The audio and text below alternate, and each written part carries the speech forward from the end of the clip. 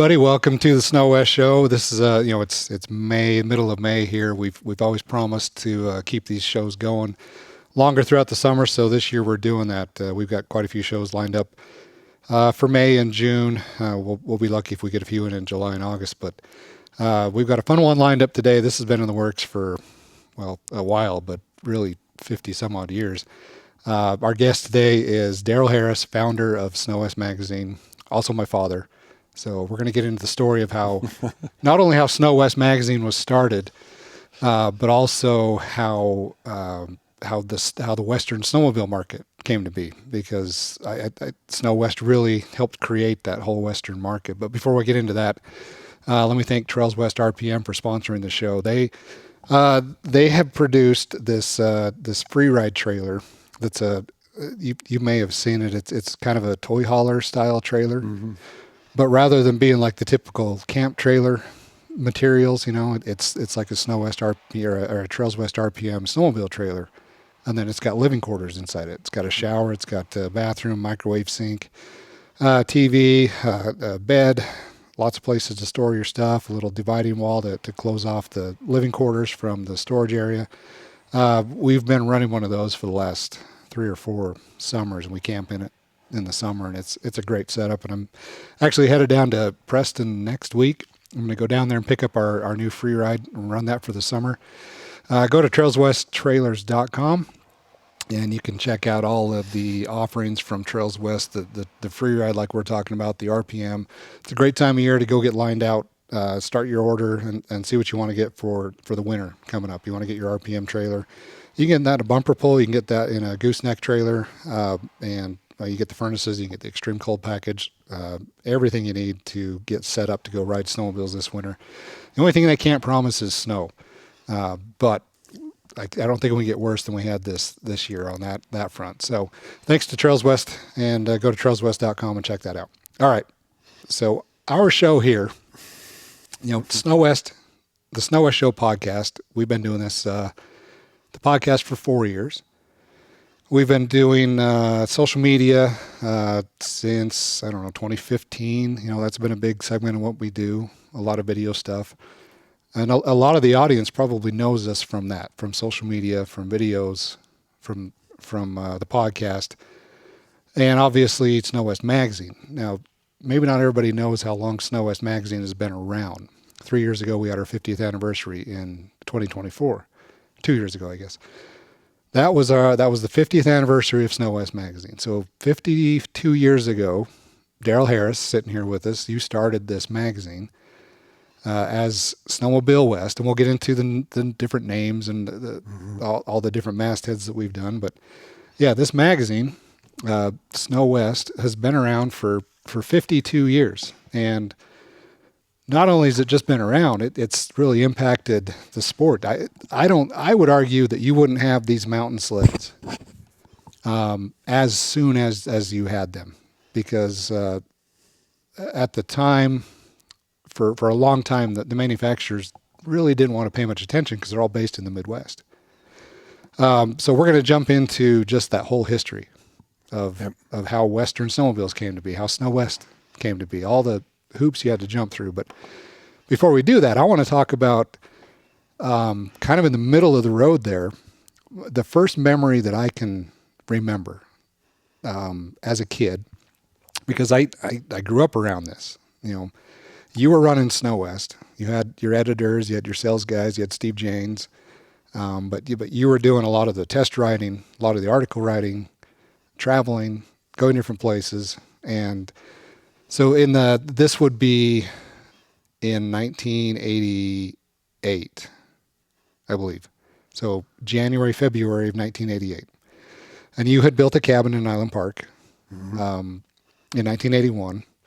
And you used that cabin for snow. Like the family went up there, and we did our trips up there and went up and hung out there. But you really that was the headquarters for SnoWest. Yeah. And you had countless meetings up there, Western states representatives, and you had manufacturers over there and staying there, engineering teams, marketing teams. Well, in this winter of I believe it was 87, it had to be 87, 88. Polaris brought out this new 1989 Indy 500 prototype. And this is just how I remember the story. Maybe it's different, but as an 11-year-old kid, I just remember we're up there at the cabin, and you have this group of riders there, and this snowmobile, this 89 prototype, is sitting outside in the snow, and you guys would go out and ride and come back, and I'd kind of overhear you talking about it. And I'm just a kid, but I'm fascinated by these machines, just like a younger kid with train sets or whatever. Like Christmas morning. Yeah, I would go out when a new snowmobile would show up. I would just go out because you guys were inside, eating dinner and talking and everything, and nobody's paying attention to what I was doing. So I was outside just looking over these snowmobiles with a fine-tooth comb. This is when I really started paying attention to the sport, because before that I didn't really care. But you guys came in one afternoon, and you had been out riding up in Jefferson, up in Island Park, and it's a different story back then, getting snowmobiles back into the Mount Jefferson area, because the snow was deep, and these things didn't have deep lug tracks. They had little 1/4-inch, 1/2-inch nubs at most, and they were heavy. And this prototype, and you all came in, and you were wearing leather suits, and you were doing the same thing then that we do now. After the ride, you're just coming in and you're teasing everybody about getting stuck, and you rolled your sled over, and just kind of roasting each other, and you're taking your leathers off and your snowmobile gear off, and everybody's just steaming because you're wearing this stuff that doesn't breathe. And you're talking about this prototype, and I don't remember specifically who was there, but I think it was a couple of the Polaris engineers from Roseau, Minnesota. I don't remember if Steve Janes was there.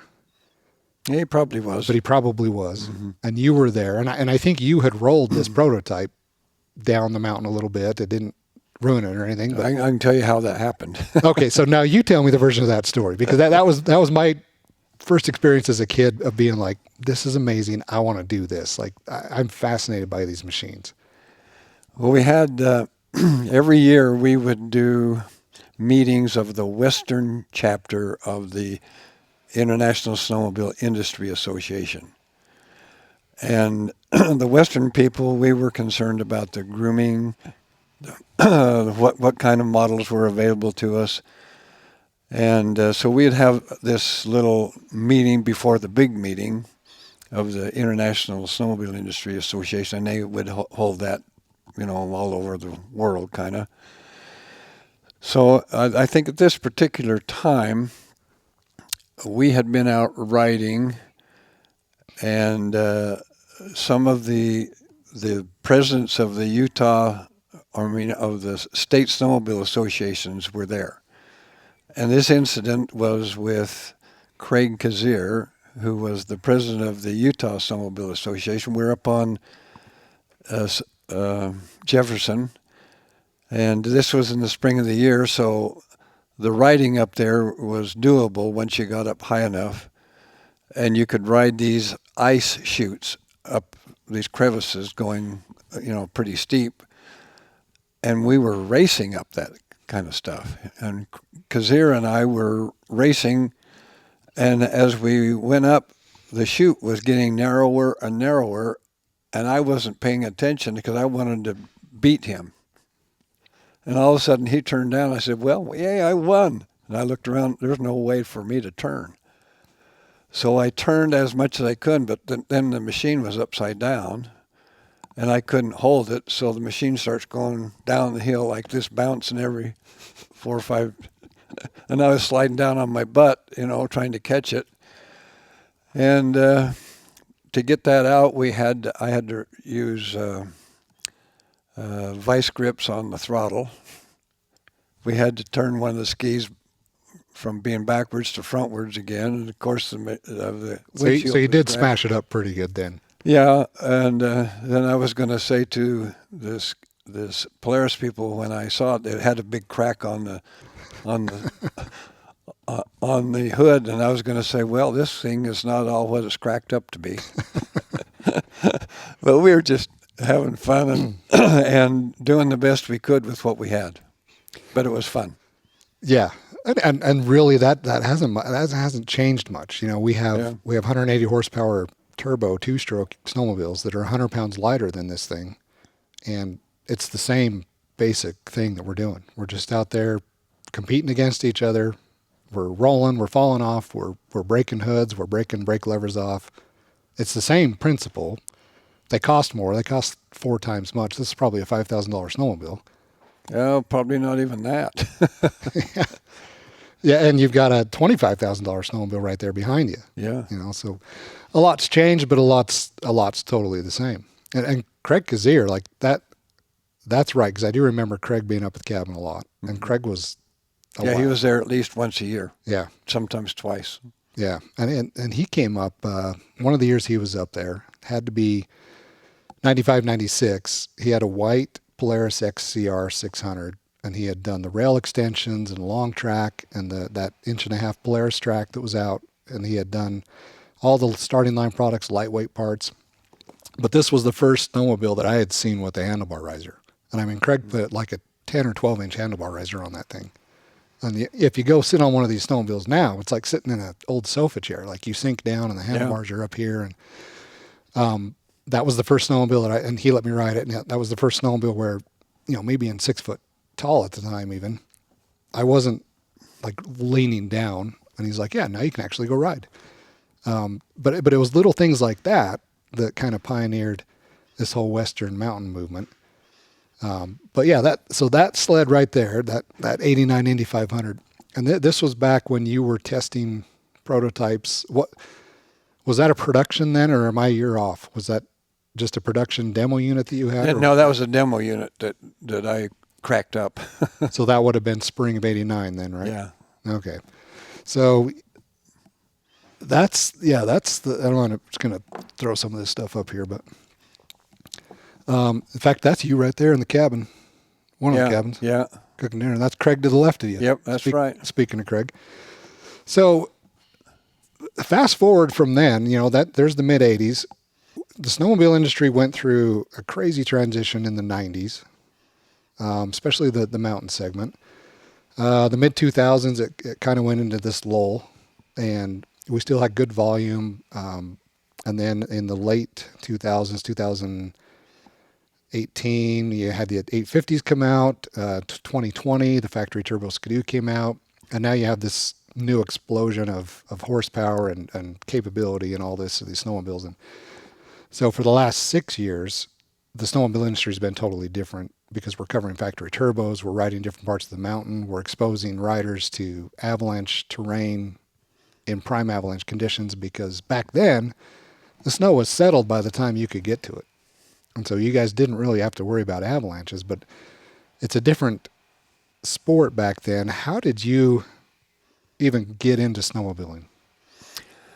Well, in 1971, I moved from Salt Lake City, where I was working for the largest advertising agency in Salt Lake. And I worked there 3 years, and I had wonderful experience. I had wonderful accounts to work on. I worked on Park City Ski Resort and Thiokol Logan Division, the vehicles that they groomed the slopes with, and UNI Sugar, and I learned a lot.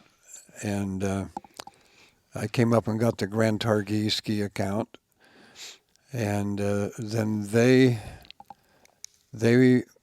needed me in Idaho Falls. And so they offered, you've got to come to Idaho Falls, whatever we have to pay you to do our promotions and advertising, and we need you here instead of so far away. For Grand Targhee. For Grand Targhee. So that winter, and I was skiing. I was a ski enthusiast, of course, but I had friends. I moved into a neighborhood where there were 3 guys, especially Glenn Erickson, Dean Heyman, Jim Osler.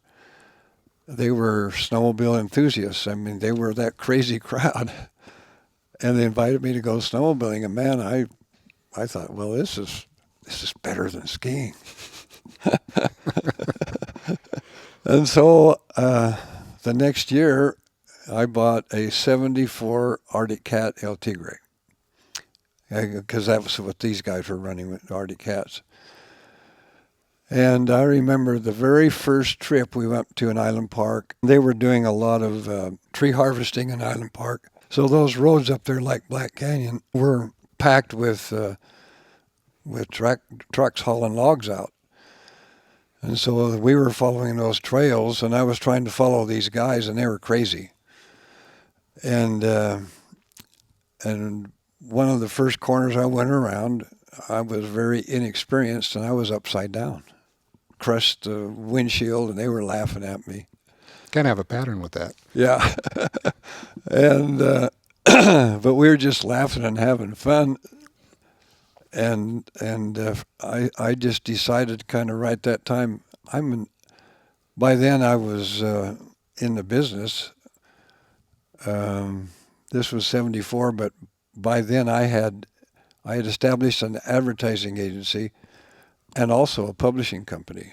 And I was doing 3 magazines before SnoWest. One of them was a horse racing magazine called Cutter and Chariot Racing, and the other 2 were agriculture, the potato magazine that went to 18,000 potato growers in the United States and Canada every issue, every month, and one on sugar beets. But I decided, going riding with these guys, I've got to do a snowmobile magazine. And I made not a mistake, because it was not a mistake. But if I had stopped to do market research In 74. in 74, actually in 73 before the first issue came out, if I had done proper market research, I would have never launched SnoWest, because the industry was going downhill, because there were too many manufacturers. At one time there was, I didn't know much about it, but there were about 120 some odd individual brand names of snowmobiling, which went back, a few years. But I didn't know that. All I knew is, this is fun. I've got to get into it. And so I decided to launch SnoWest. But as I did do enough research that I learned that Idaho Falls was kind of the western capital, along with West Yellowstone, of snowmobiling in the West. So why is that? Because one of the friends that I didn't mention one friend, and that's Val Robinson. And his uncle was the western distributor for Arctic Cat. And Val and his brother, they were Arctic Cat dealers. And I've started snowmobiling with him and became a good friend. He only lived a few blocks away. And so when I decided to do a magazine, and then I had to figure out, well, who are the advertisers? And the advertisers were in Minnesota and Quebec, Canada, a long ways away. But Arctic Cat had the western distributor was Val Robinson's uncle. And he had 400 dealerships all over the West. And then I had a friend named Gary White, and his father, Monty White, was the Skidoo distributor for all of the West, the 11 western states, 400 dealerships there. So that's where I started. And I went in and talked to them, and I said, I'm going to do a Western Snowmobile magazine. And they said, you're what? I want to do a magazine for the West. Oh, that's what... And that just fit right into their pattern, because they long before me knew that the West needed something else besides what the industry was offering. The industry was offering so much horsepower, so much travel, the distance between the tunnel and the track, the length of the track. everything about it. Horsepower. It worked fine for Minnesota and Michigan and some of those areas, but to get what we needed out in the West with our deep snow was a challenge, and they knew it. But nevertheless, they each had 400 dealerships, and the people were buying these machines. But collectively, they were saying to them, boy, it would be good if you could get the manufacturers to get a machine that worked in the West. Because back then, media had a different role than it does now. Like Yeah. now it's entertainment and Yeah. information. Back then, it's more representative. Yep. So you have this segment of enthusiasts in the West that want the product to develop in a certain way, but the actual companies that are based in the Midwest and the East don't really care because they're not paying attention. There's not a voice coming out of the West that's telling them this. Yeah, that's right. So, and I got back the information that, look, the manufacturers, let's just take Polaris, Ski-Doo, and Arctic Cat. They were selling snowmobiles like crazy in Minnesota and Michigan especially. And in 1 year, they would sell more snowmobiles in the state of Michigan than they would in all of the 11 western states combined. Yeah. So to pressure them to say, give us a machine that works,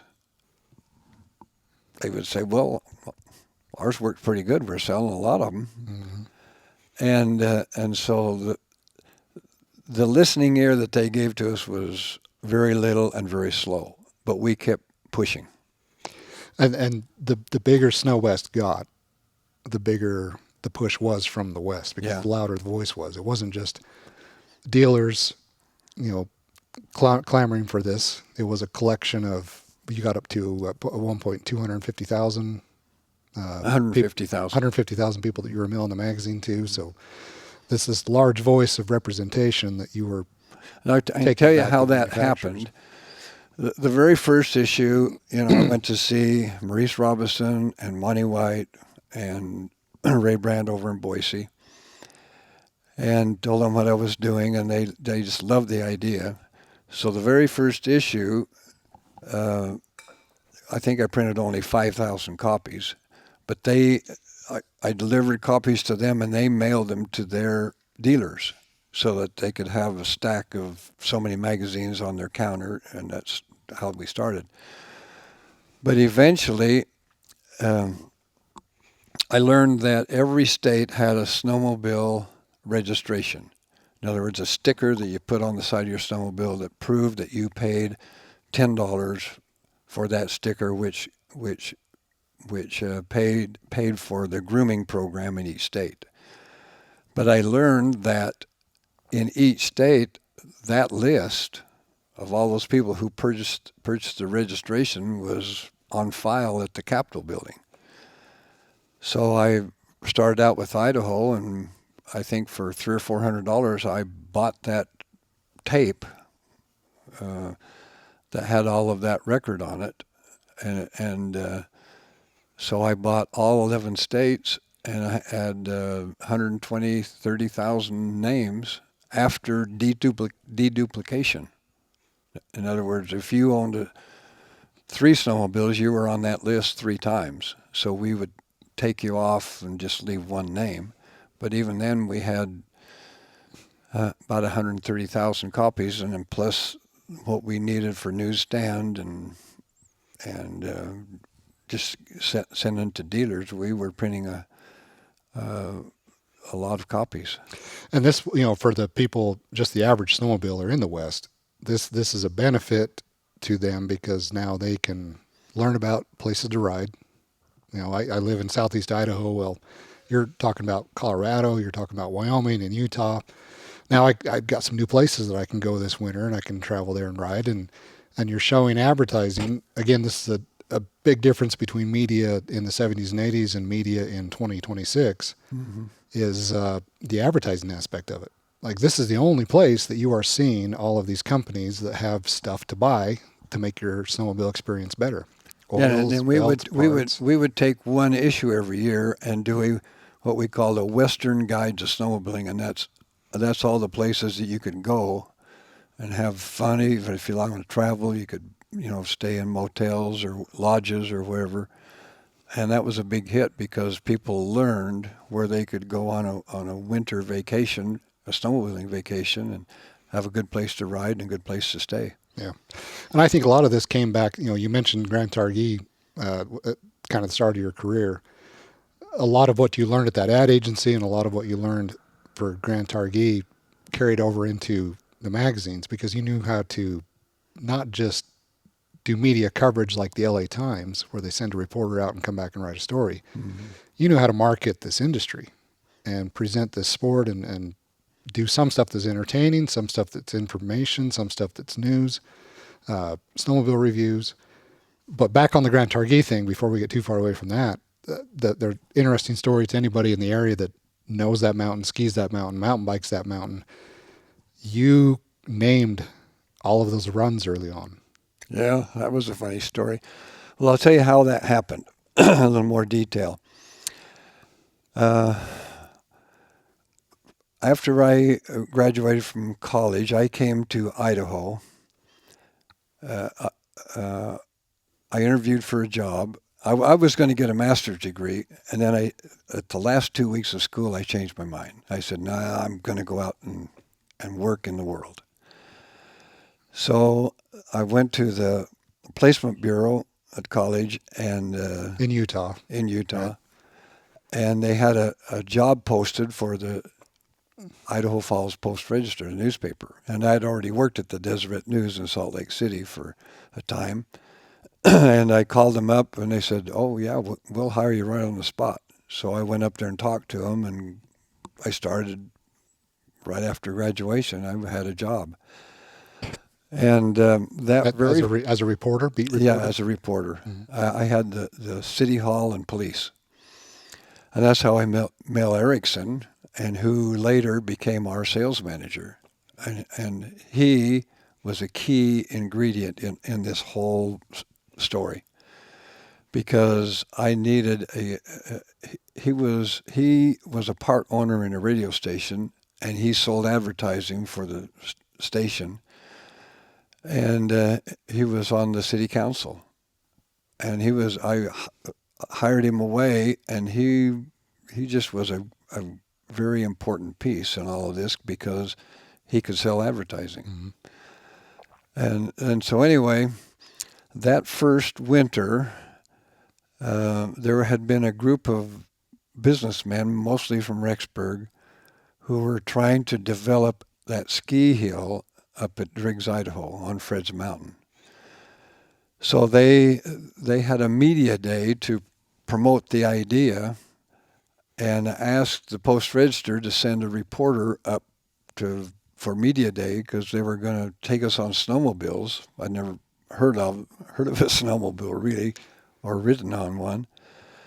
And so I got the assignment, went to Driggs, and we somehow, on the back of Ski-Doo bogey wheel snowmobiles, riding double, with snow up to our armpits. How those Driggs guys did that, I don't know. They were tough guys, but I soon learned that that's the type of guy that's a snowmobiler. Yeah.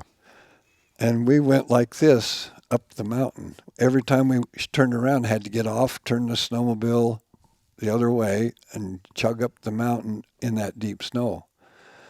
I got on top of the mountain. I was not dressed. I had 2 pair of denims on, a ski jacket of some sort, and rubber boots over my cowboy boots. And I took pictures. And from the top of Fred's Mountain, where the top of Sacagawea lift is right now. Right? Yeah, right at the top of the mountain, and with the peaks of the Tetons right in the background of my pictures. Came down and did a story. It was, of course, well read, and that was part of the effort that led to the actual formation of the Grand Targhee Resort. So later on, a year and a half later, I was working in Salt Lake City for Evans Advertising, David W. Evans Advertising, which was the largest agency in Salt Lake. I worked on Park City Ski Resort and a lot of those other clients. But when Targhee opened, I already knew the people because I bought a $500 stock offering, and I was one of the original stockholders. And so I knew the people. So I came up and got the account for Evans Advertising and started working on getting the resort ready for a grand opening. They had to have a brochure. They had to have everything. So I hired an airplane and we flew over Fred's Mountain and took pictures, took it back to the agency and had printed a picture and gave it. We had a wonderful artist who could paint a schematic of the whole mountain. So he made an oil painting out of the photograph. We photographed that and made a deal that we could print with an overlay that had the lifts and the lifts and the runs. Yeah. So same type of map you have at every ski resort now. Yeah. It's just the lifts and where to get on and all the runs and Yeah. Black Diamond and Blue Diamond, all that. So I had that all prepared, but nobody had named the lifts and the runs. And we were getting close to deadline. So is this while you were still in Salt Lake, or is this? Yeah. No, I was in Salt Lake. Okay.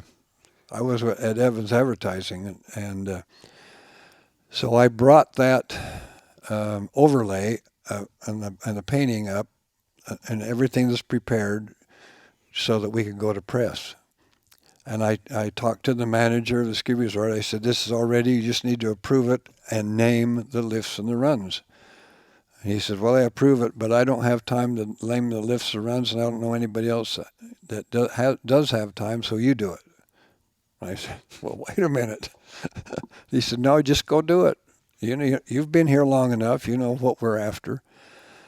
So Grand Targhee was Grand for the Grand Teton National Park. So did you come up with that name, or they had already named it? No, they had already named that. Grand Targhee. All right. So there's two words: Grand for Grand Teton National Park, and Targhee was an Indian chief from the Shoshone Indians.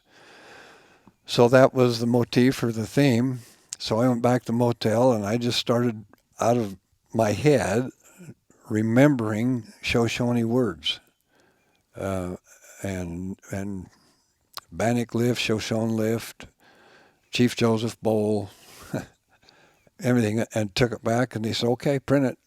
That was all there was to it. And that's how everything got named for the original Grand Targhee. And probably in real business all over the world, sometimes things like that happen. Yeah. Yeah. Probably more often than you would guess. Yeah. So to finish the story then, Targhee was a big success, and advertising promotion was very important to them. And so they offered, I said, "Will you please quit your job and come up here and just work for us? And for that first year, you'll make not only the traditional 15% advertising agency commission, plus the billing for the creatives. We will give you what you need for a salary to get you started for 1 year." Can't turn that down. Can't turn that down. So it worked out because immediately within the first year, two things happened that just happened. And it was very beneficial. Number one, I was in the radio station where Mel Erickson was working and doing some business for Grand Targhee, buying some radio spots. And Mel was there, but there was a candidate for the United States Senate in there doing his thing because he had been a congressman in Idaho for 2 terms and then quit and ran against Frank Church, who was a very entrenched incumbent Democrat, and lost 2 years earlier. And so he went back to Washington, D.C. and worked for the Department of Agriculture, and he was I think the number 2 man. And this guy's name was George Hansen. So now he was James McClure, the Republican, the other senator in Idaho, he was up for re-election, so George was going to challenge him. So I was in there talking to Mel and everything, and he overhears the conversation, and he grabs me and he says, now tell me your background. I've heard a little bit. So I did, and he says, I need someone like you. He was just launching his campaign, so he hired me out right there to do his advertising. And that was, when you're placing advertising for a political account that high up the ladder, there's a lot of stuff going on. Yeah, I bet. Yeah. And then for the summer, after the ski season, he said, I need you to travel with me. So I traveled with him all over the state of Idaho in an airplane. And then 2 years after that, then he hired me as his campaign manager. And that continued for 8 years afterwards. So that was one thing. The other was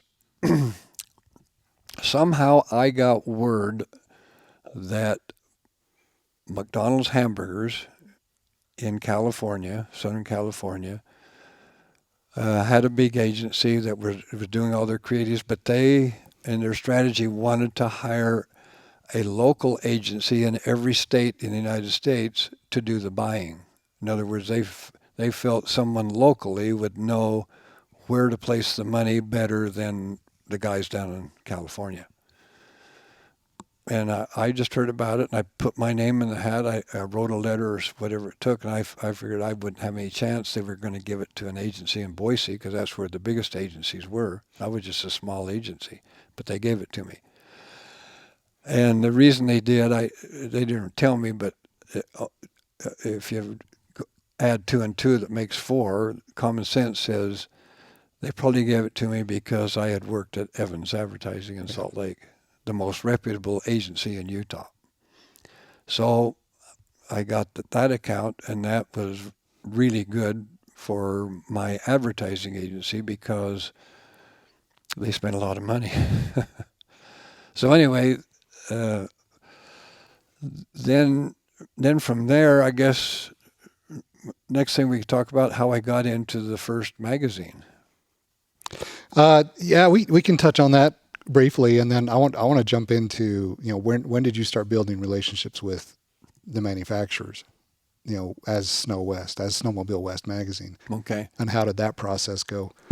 So, hey everybody, thanks for watching the SnoWest Show powered by Trails West RPM. If you're watching on YouTube, please hit that subscribe button and check out all of our past episodes and get alerts on new shows. Real quick, I just want to say thanks to the great companies that support the SnoWest Show. Fly Racing is the #1 gear brand in Supercross and Motocross, and they bring that same product innovation to snowmobiling. Whether it's monosuits, helmets, boots, gloves, or goggles, Fly Racing has you covered for your snowmobiling gear head to toe. Check them out at flyracing.com or Fly Racing Snow on socials. And thanks to Deviant Ink for supporting the show. Head on over to deviantink.com and check out their custom wrap builder with their new interactive design tools that make designing and customizing wraps easy. Their new colorizer tool randomizes color combinations until you land on the look you love. Then try the design mixer tool to see all the Deviant Ink designs in the colors you've selected. Check it out at deviantink.com.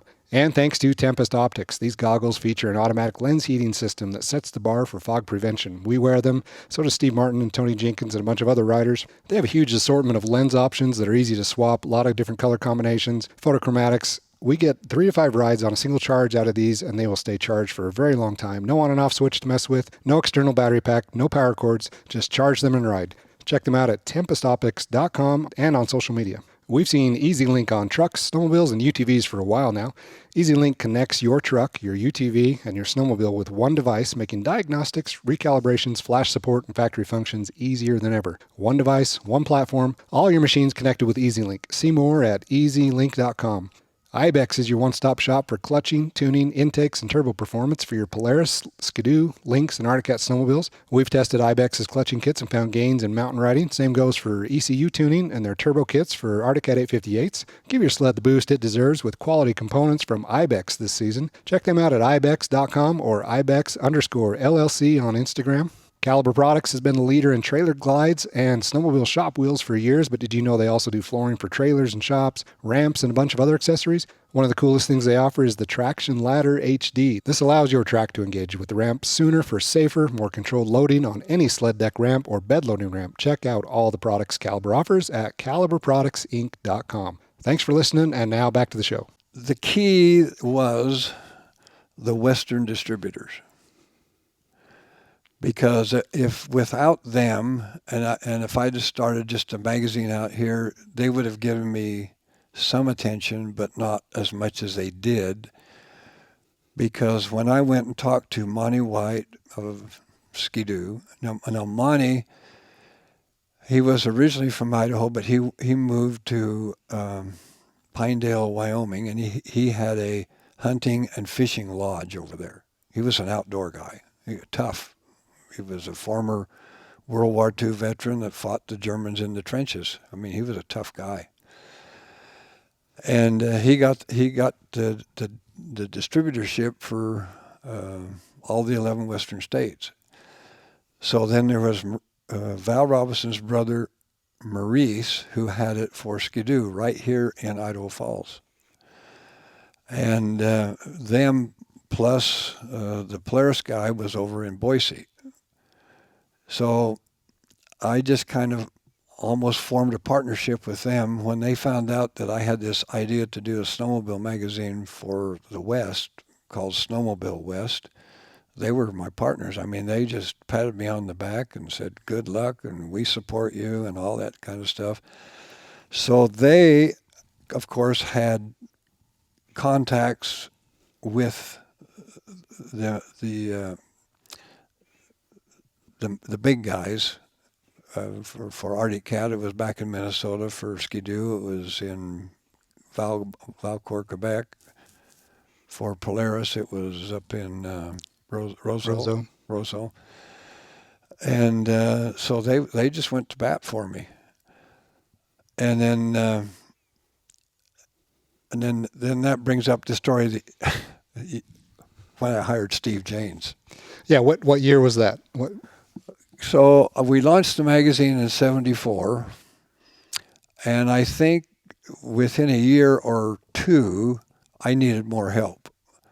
And I of course, Mel Erickson was sales, but I needed a really good journalist. And I always, when I hired people, I thought I've got to get people that are better than me. And in my opinion, Steve was a better journalist than me. He was a snowmobiler. He was a good snowmobiler, and he was aggressive, and he was a good guy. And he was working at the Post Register. So he was already a reporter. He had a degree in journalism from the University of Utah. He was a natural. I offered him a job, and it was a natural for him. He just came right over. So anyway. This is around 76, 77? Probably earlier than that, probably 75.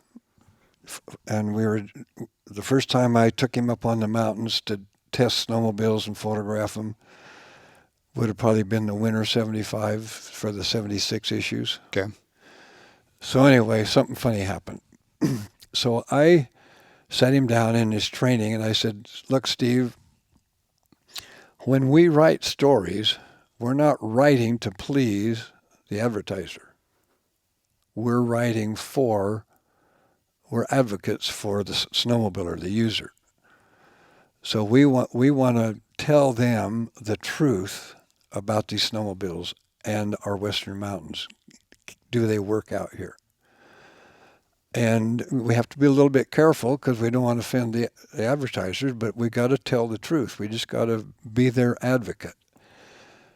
So that first winter, that spring, I would test snowmobiles, and the whole industry would have the media test their snowmobiles in the spring, and then we'd start writing the articles for the first issues in the early fall, probably September issue and October issue.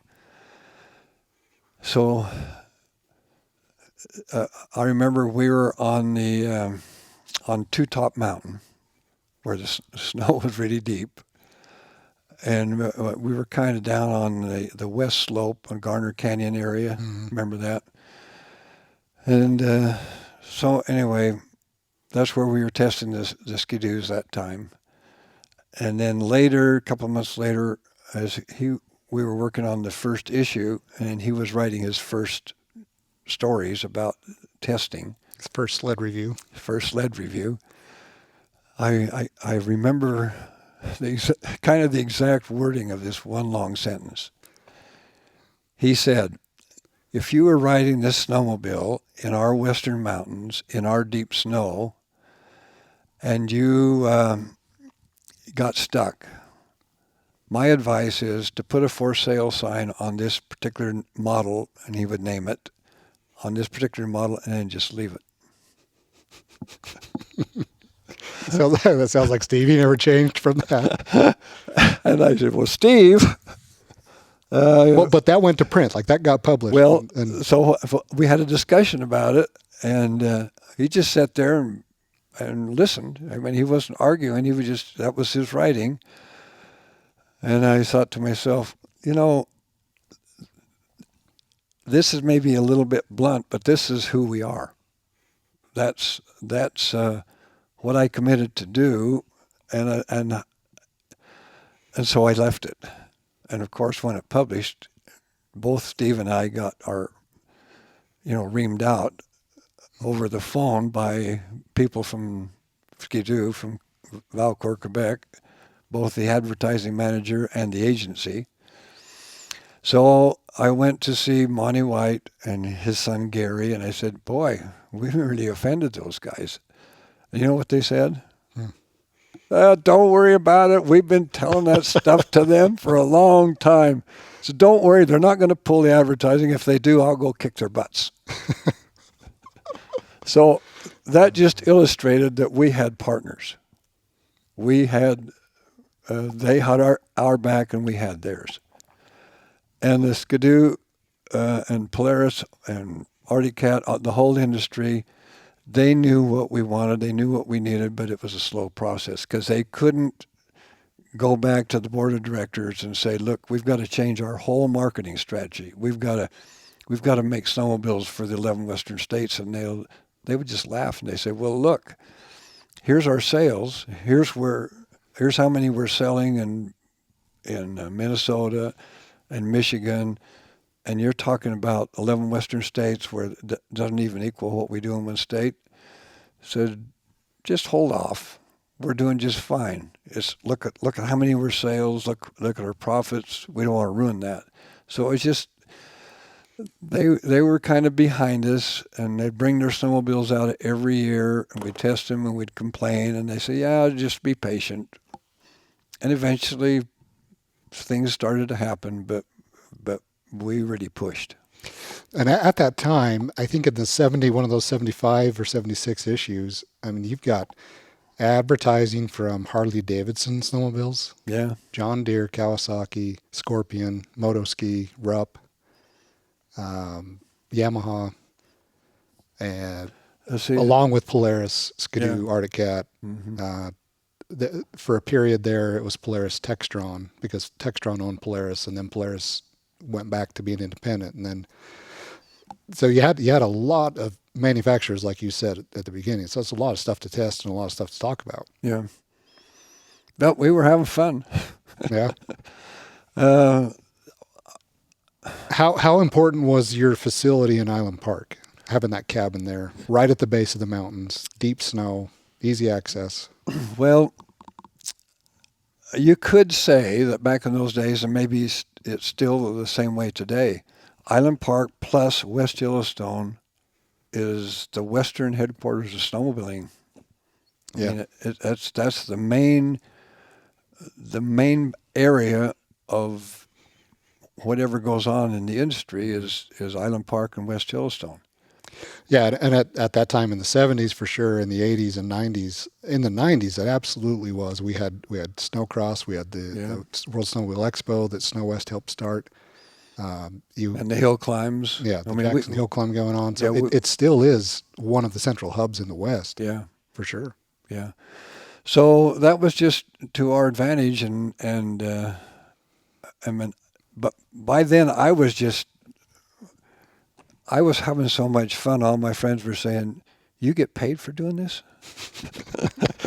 I still get that. I get Yeah. that same thing. Like, you get paid to ride those things? Yeah. Like, how do you buy all these? Well, they just send them to Yeah. me to test. They send you those? But I was having fun not only in snowmobiling, but just in the magazine industry. In fact, I eventually sold the advertising agency after 6 or 7 years because the magazine started growing and demanded so much attention, and that's kind of where my heart was. And business-wise, every advertising account you have as an agency, they all represent a boss. And in a magazine publishing, nobody. I'm my own boss. I make the decisions. They don't tell me what to do. I tell others what to do, and that's not a big thing, but it was a factor. And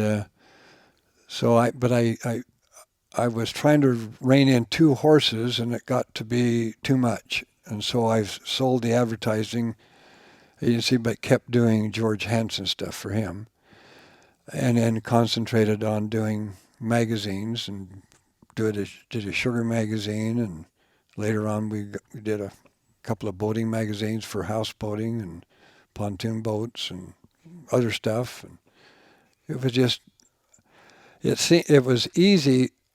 It seemed easy back then just to start a magazine because I had a formula and it worked every time. Like the potato magazine,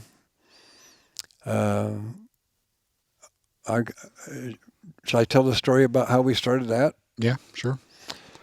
You started this before SnoWest. Yeah, this was before SnoWest, but I learned something there that made SnoWest successful.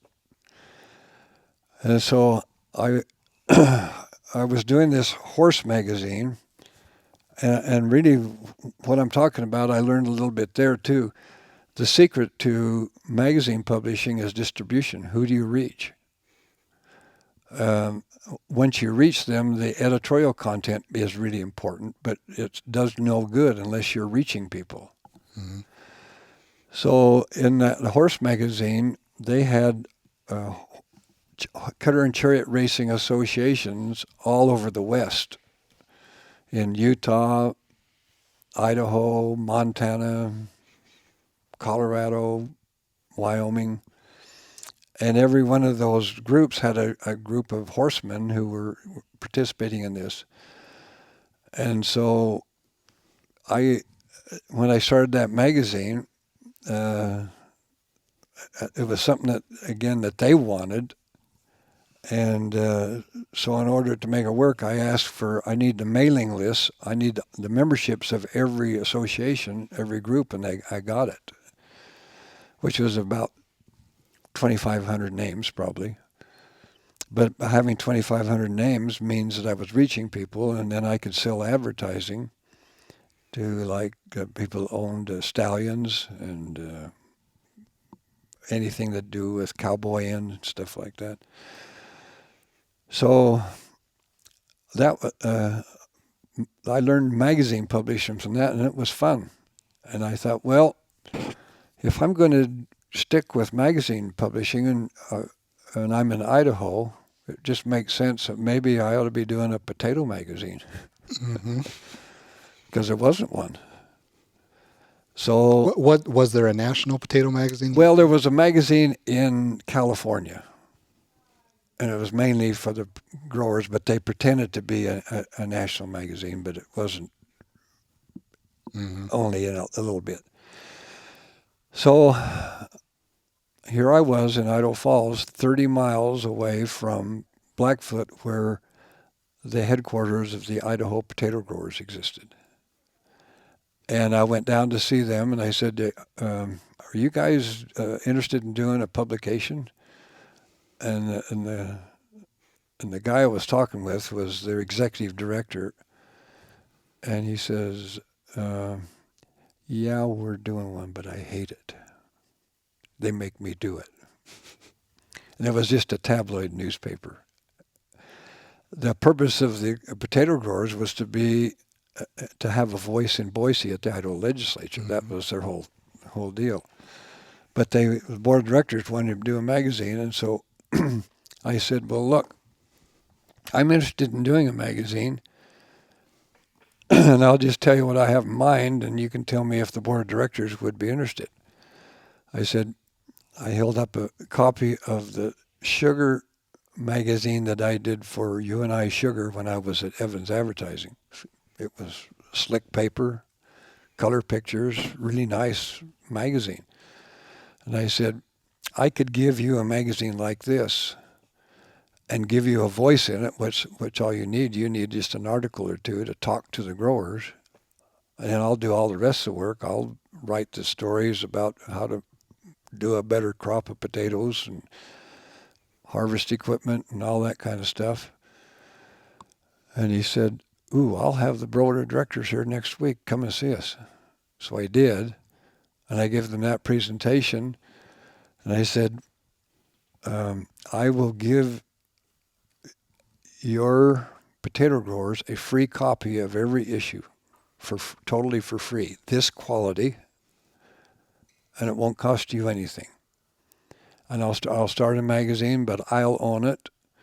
All you have to do is give me the names of the potato growers, and if I fail, I fail. If I succeed, it's my magazine, and I'll just keep going. And they said, when could you start? It was it was a win-win deal, but really for them it was. Yeah, that's the model that you used several times, and SnoWest being one of those. And yeah. So I knew that SnoWest, the key was to get the names. Yeah. And so buying those registration lists from every 11 western states, and pretty soon I had way over 100,000, and I'd ask Skidoo, I want to buy an ad this year, and what's your distribution? And I'd tell them and how I got it, and they said, sign me up. So when did you start to see a shift in the manufacturers? And there were fewer by the early 80s. You would trim down from, like you said, over 100 to just a handful. Arctic had gone out of business for 82, 83, and then come back in 84. So you had Arctic, Yamaha, Polaris, Skidoo, and John Deere, and Kawasaki. Maybe a couple more. But when did you start to see a shift in how closely they were paying attention to the West and thinking about, we need to make snowmobiles that do better out there? Well, when I bought those lists, and my circulation went from 20,000 up to 150,000, that was the biggest thing, because we were reaching every known snowmobiler. And that doesn't mean we're reaching everyone, because you're going to be guys that don't buy a sticker. Mm-hmm. They don't register their sled.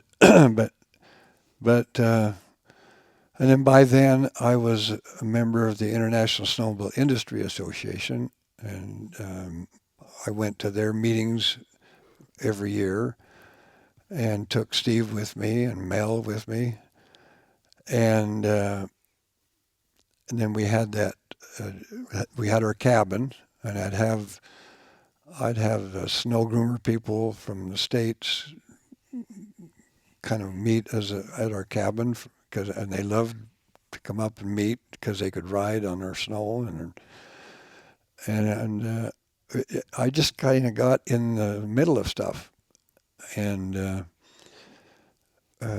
in all facets, I guess, and so the industry kind of had to listen to SnoWest. And when did you? So, as far as I see it, and again, I grew up in all of this, and I really started riding personally in the late 80s, early 90s. I started racing. I raced the Snowcross in West Yellowstone in 92 through 96. Raced some other RMX CRC races. Did a little bit of hill climbing, but 94 was the first official mountain sled that was branded and marketed to mountain riders in the West, and that was the Skidoo Summit. Granted, it was still just a long track trail sled, but it had a little bit deeper lug track, and from there they went into the, everything was carbureted back then, and they were trying to develop high altitude compensating carburetors, which helped broaden the range of your jetting. Polaris had the SKS, and in 93, 94 had the XLT RMK. So that 93, 94 era is where it really just seemed to like, okay, we're listening, we're going to go down this road and take this serious. What do you remember from that time period? Well, I remember us helping the Jackson Hole guys getting the hill climb in Jackson Hole started. And that was, which was in the 80s. Yeah, which was in the 80s. And that was just a group of ordinary guys. I mean, they just they wanted competition. We had oval races, we had cross-country races. Val Robinson was in cross-country racing, and so was Gary White, Monty White's son. But that group of guys up in Jackson Hole, they were just rugged guys, and they wanted to do things, and the community wanted to do things. And so I remember pledging money to get it started. And another thing that was kind of funny, that myself, or meaning the magazine, and some other people each put up $500 in a kitty for the first guy that could reach the top. And nobody could those first few years. Yeah, took a while. But finally somebody did, and our money went away, which was great. It was fun. But pretty soon, everybody was going over the top, because of the stuff you're talking about. And then it became a timed event. I want to pause here and tell a story about you. Okay. Folks, when he was 8 or 9 years old, we'd be at the cabin and with a group of guys or just a family, and I'd say, Ryan, we're going to go snowmobiling. You want to go? And he was just a little kid.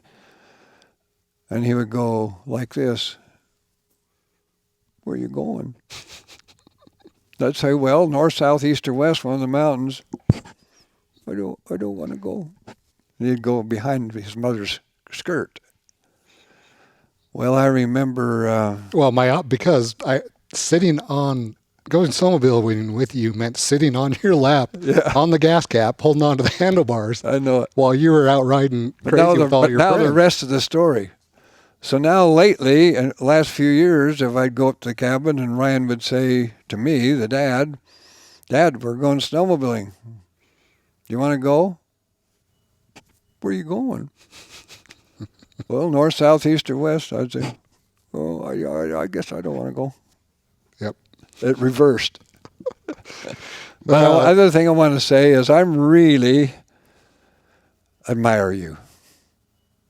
Well, thank you. Because look what he's done that I couldn't do. He is a far better snowmobiler than I ever was. Of course, he has better machines, and he's taller and stronger and better looking. And doing this this podcast, that's above my pay grade. Yeah, well, when we transitioned, because you retired in 2007 and sold the company, and we bought it, and that was about the time we had to start transitioning into digital media without letting off on the magazine side. Yeah. And it was just it was kind of the same thing, because it was a wild frontier when you started all of this, because there wasn't anything out there. So you were the first at a lot of things. And then we jumped in with some of the digital stuff. I mean, even before you retired, the SnoWest forums. That was some of the first forums, and because it was so early, it exploded. I mean, our views we were doing 10 million views a month, which was astronomical numbers. But yeah, then we had to take it into Facebook, Instagram, TikTok, social media, YouTube. Yeah, what you're talking about is the website. and the number of hits that would get in 1 month during the winter on our website. Yeah.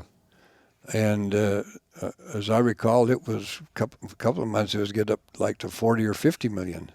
Yeah. But maybe averaging 10 or 20 million. Well, yeah, peak season it was into the 40s. Yeah. And that was some of the biggest traffic numbers in the West. I think Do Talk was one of the other early forums, and they were probably the biggest competitor to the SnoWest forums at the time, but we had a ton of traffic on there. And I get stories from people, Lisa Grandin, Dave Nerona, people who started snowmobiling because of the SnoWest forums. Dave Nerona was a mountain bike racer and came from ski, human-powered sports, and got into snowmobiling, got on the SnoWest forums, and started asking people and gathering information. And so he always tells me that story, just like I wouldn't be here, I wouldn't know what I know, I wouldn't be able to get into the sport the way I did without the forums. So for a long time there, the forums were a big driving force in the sport, and then that audience kind of shifted into Facebook and social media. Forums are still there, but it's not quite what it was in the heyday. The magazine's still there, not quite what it was in the heyday. Do you know what one of my first impressions were of that SnoWest website that started getting millions of hits every month? I just scratched my head and I said, you know what that proves? It proves what I've thought all along. Snowmobilers are crazy. Yeah. It is. It's the most dedicated group of diehard enthusiasts.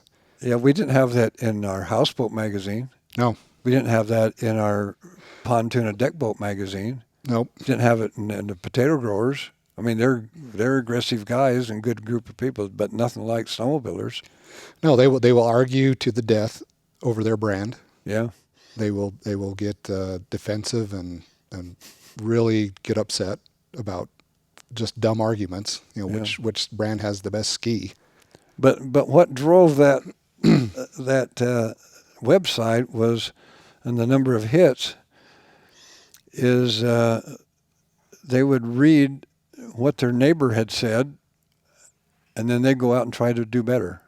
In other words, go faster on their snowmobile down the road or whatever, or climbing the mountain, or how they tricked up their snowmobile.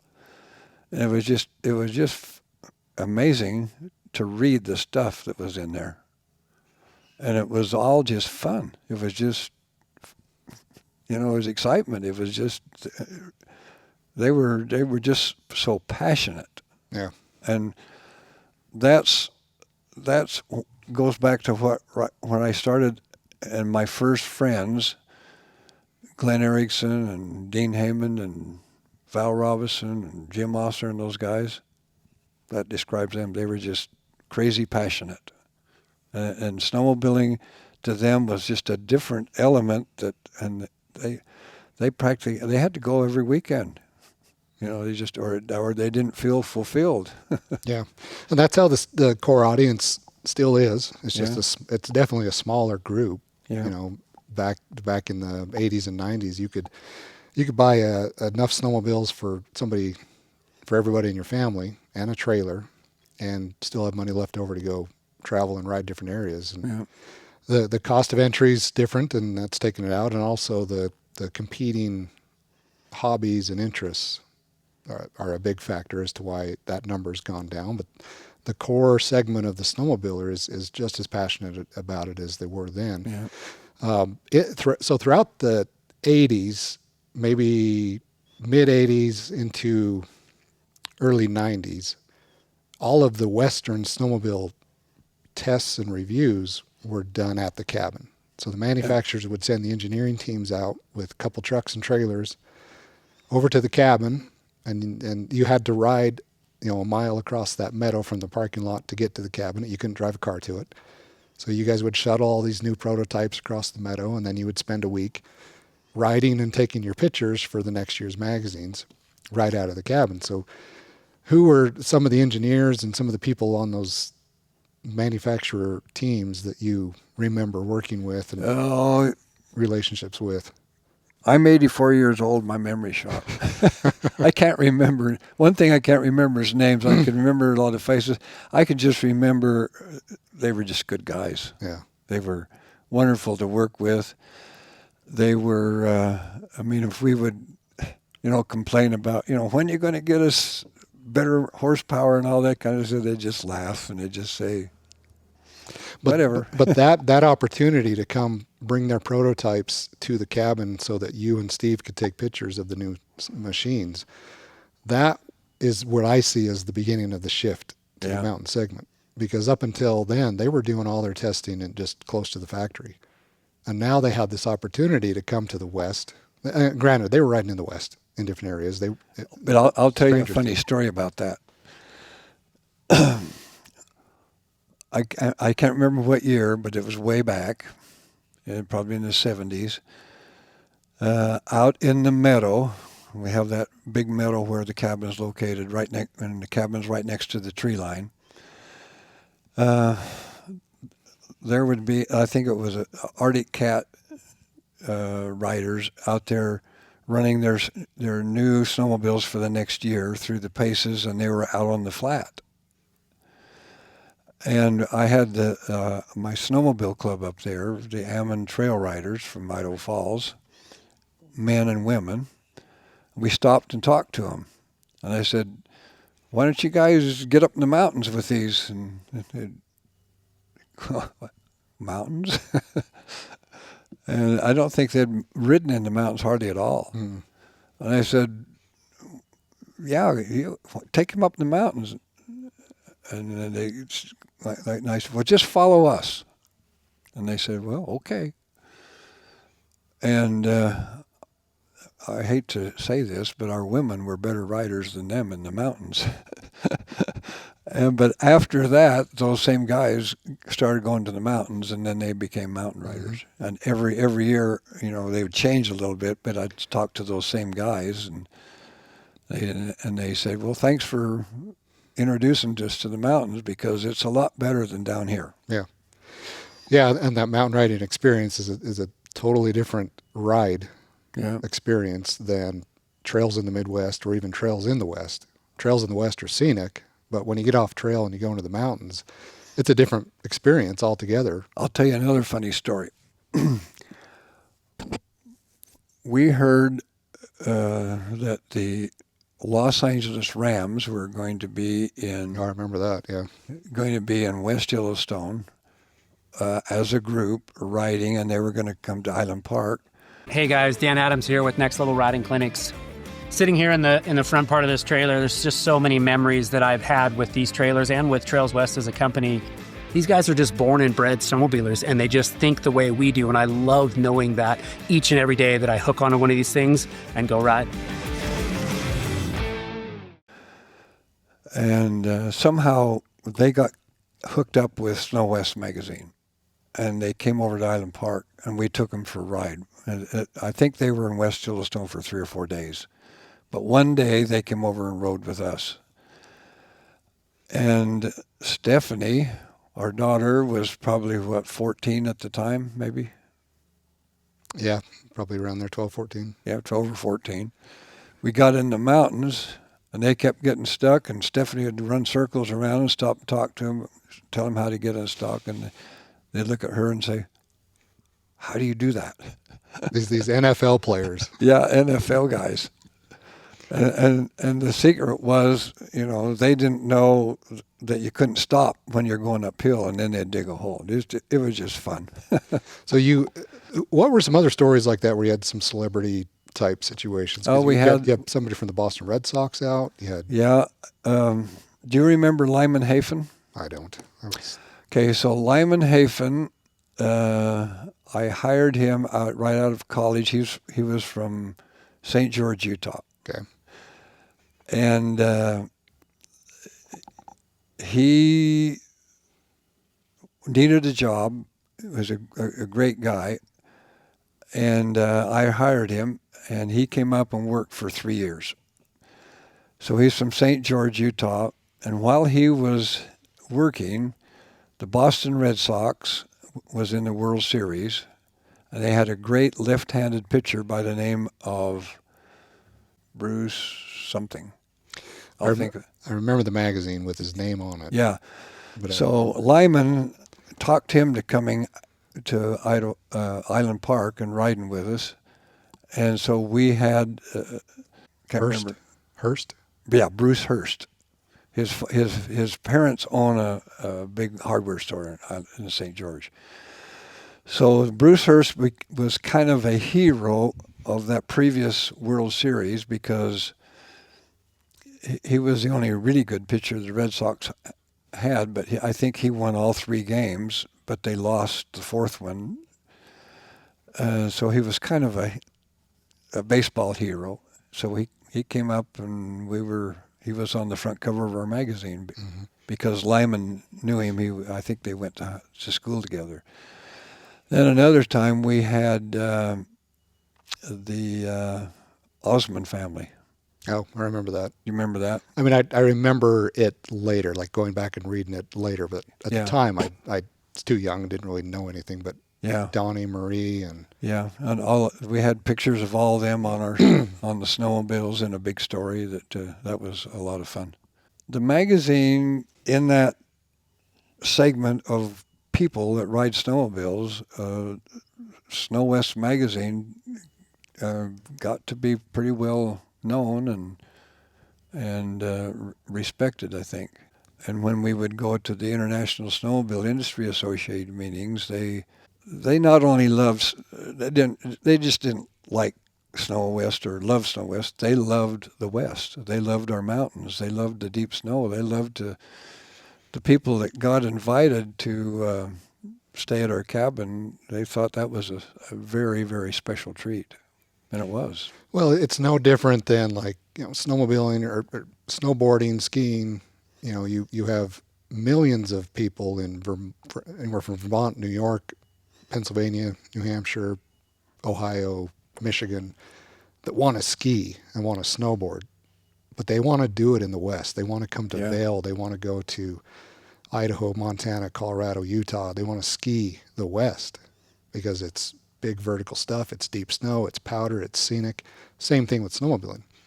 Millions of snowmobilers in the Midwest and East always want to come out and ride the West. And so you've always kind of had a handle on this desired demographic area, and you know how to ride it. You talk about it all the time. You've been everywhere. You ride all the different snowmobiles in that area. So it really is kind of a diamond in the rough area. Well, at the end, I think our editorial purpose in representing what the Western snowmobilers want and wanted, I think we could say that we kind of eventually won out.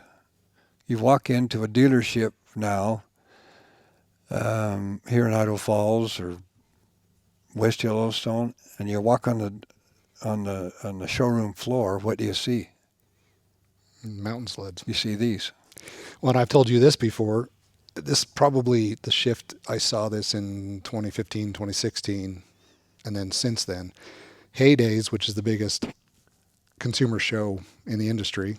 It's the kickoff to winter. It's every September in Minnesota. It's close to the manufacturer's home. It's in their backyard.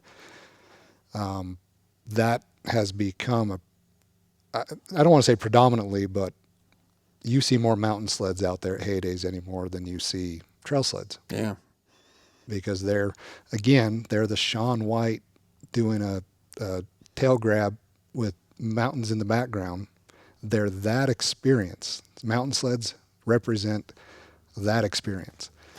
So that crowd in the West, in the Midwest, have begun buying mountain sleds with 3-inch tracks, modifying them, lightweight parts, performance stuff, buying climb gear, buying lightweight stuff, FXR, and driving out west 3 or 4 times a winter. Yeah. That's their snowmobile experience. Well, you can take a mountain sled and ride on the trails, but you can't take a trail sled and ride in the mountains. Yeah, that's a good point. We should make a T-shirt out of that one. Yeah. Another Steve Janes story that I thought of, and this goes back to you had all the mountain testing happening at the cabin. right in your backyard. And it couldn't have been more convenient for Steve, being the editor of SnoWest, to have the manufacturers bringing their product to Island Park and testing right out of, you know, the mountains that he knows there by the, knows them as well as the back of his hand, knows every canyon, and it's steep, it's big terrain, it's deep snow, it's great stuff. And then the manufacturers in the early 90s created Snowshoot. And they wanted, rather than to go to all the different media independently, they wanted the media to come to one place and write everything in a central location and do all their testing and photography there. And one of the first years it was in the Black Hills in South Dakota. And Steve went out there, and I'm sure he was not happy about it, not happy about leaving the mountains as a Western Snowmobile magazine editor and going closer to the flatlands and evaluating mountain sleds. And one of my favorite stories he ever wrote, he started out, this had to be about the 93 models, because it was when the Indy XLT came out. And his first line was, I started up my sled, I lined up my skis, I was ready for this line, and I hit the gas, and I climbed the steepest hill in all of South Dakota, right up my ramp onto my sled deck. And that was classic Steve James, just constantly taking a dig at everybody. Yeah. But so that whole shift, it was like a 10-year window where you had the manufacturers coming and riding out the back door in Island Park. I think that's when they started falling in love with mountain riding, seeing it for what it was, seeing an opportunity for growth, and went into development. That's when Polaris came out with longer rails and a longer tunnel, and the SKS. That's when Skidoo started doing long track, I think XTX or I don't know, something, longer track snowmobiles. And Yamaha and Arctic Cat kind of did the same thing, just longer rails to start with, to provide a little more flotation. That's the start. And then you get into the mid-90s, and now all of a sudden everything is being built specifically for the mountains. You got the Summit 670, you've got the Skidoo XLT or the Polaris XLT RMK, you've got Arctic Cat going into the 1M chassis, and we'll talk about like the M7, which really was the turning point for mountain sled development, and Yamaha with the Phaser 2. But even in '83, when Yamaha came out with the Phaser, that was a big leap forward, wasn't it? That silver Phaser. Yeah, I remember a guy who worked for Yamaha by the name of Kurt Degner. Remember that name? Mm-hmm. He was a German, and he was a German kind of an engineer, and he had a really strong personality, and he is the guy mainly behind the Phaser.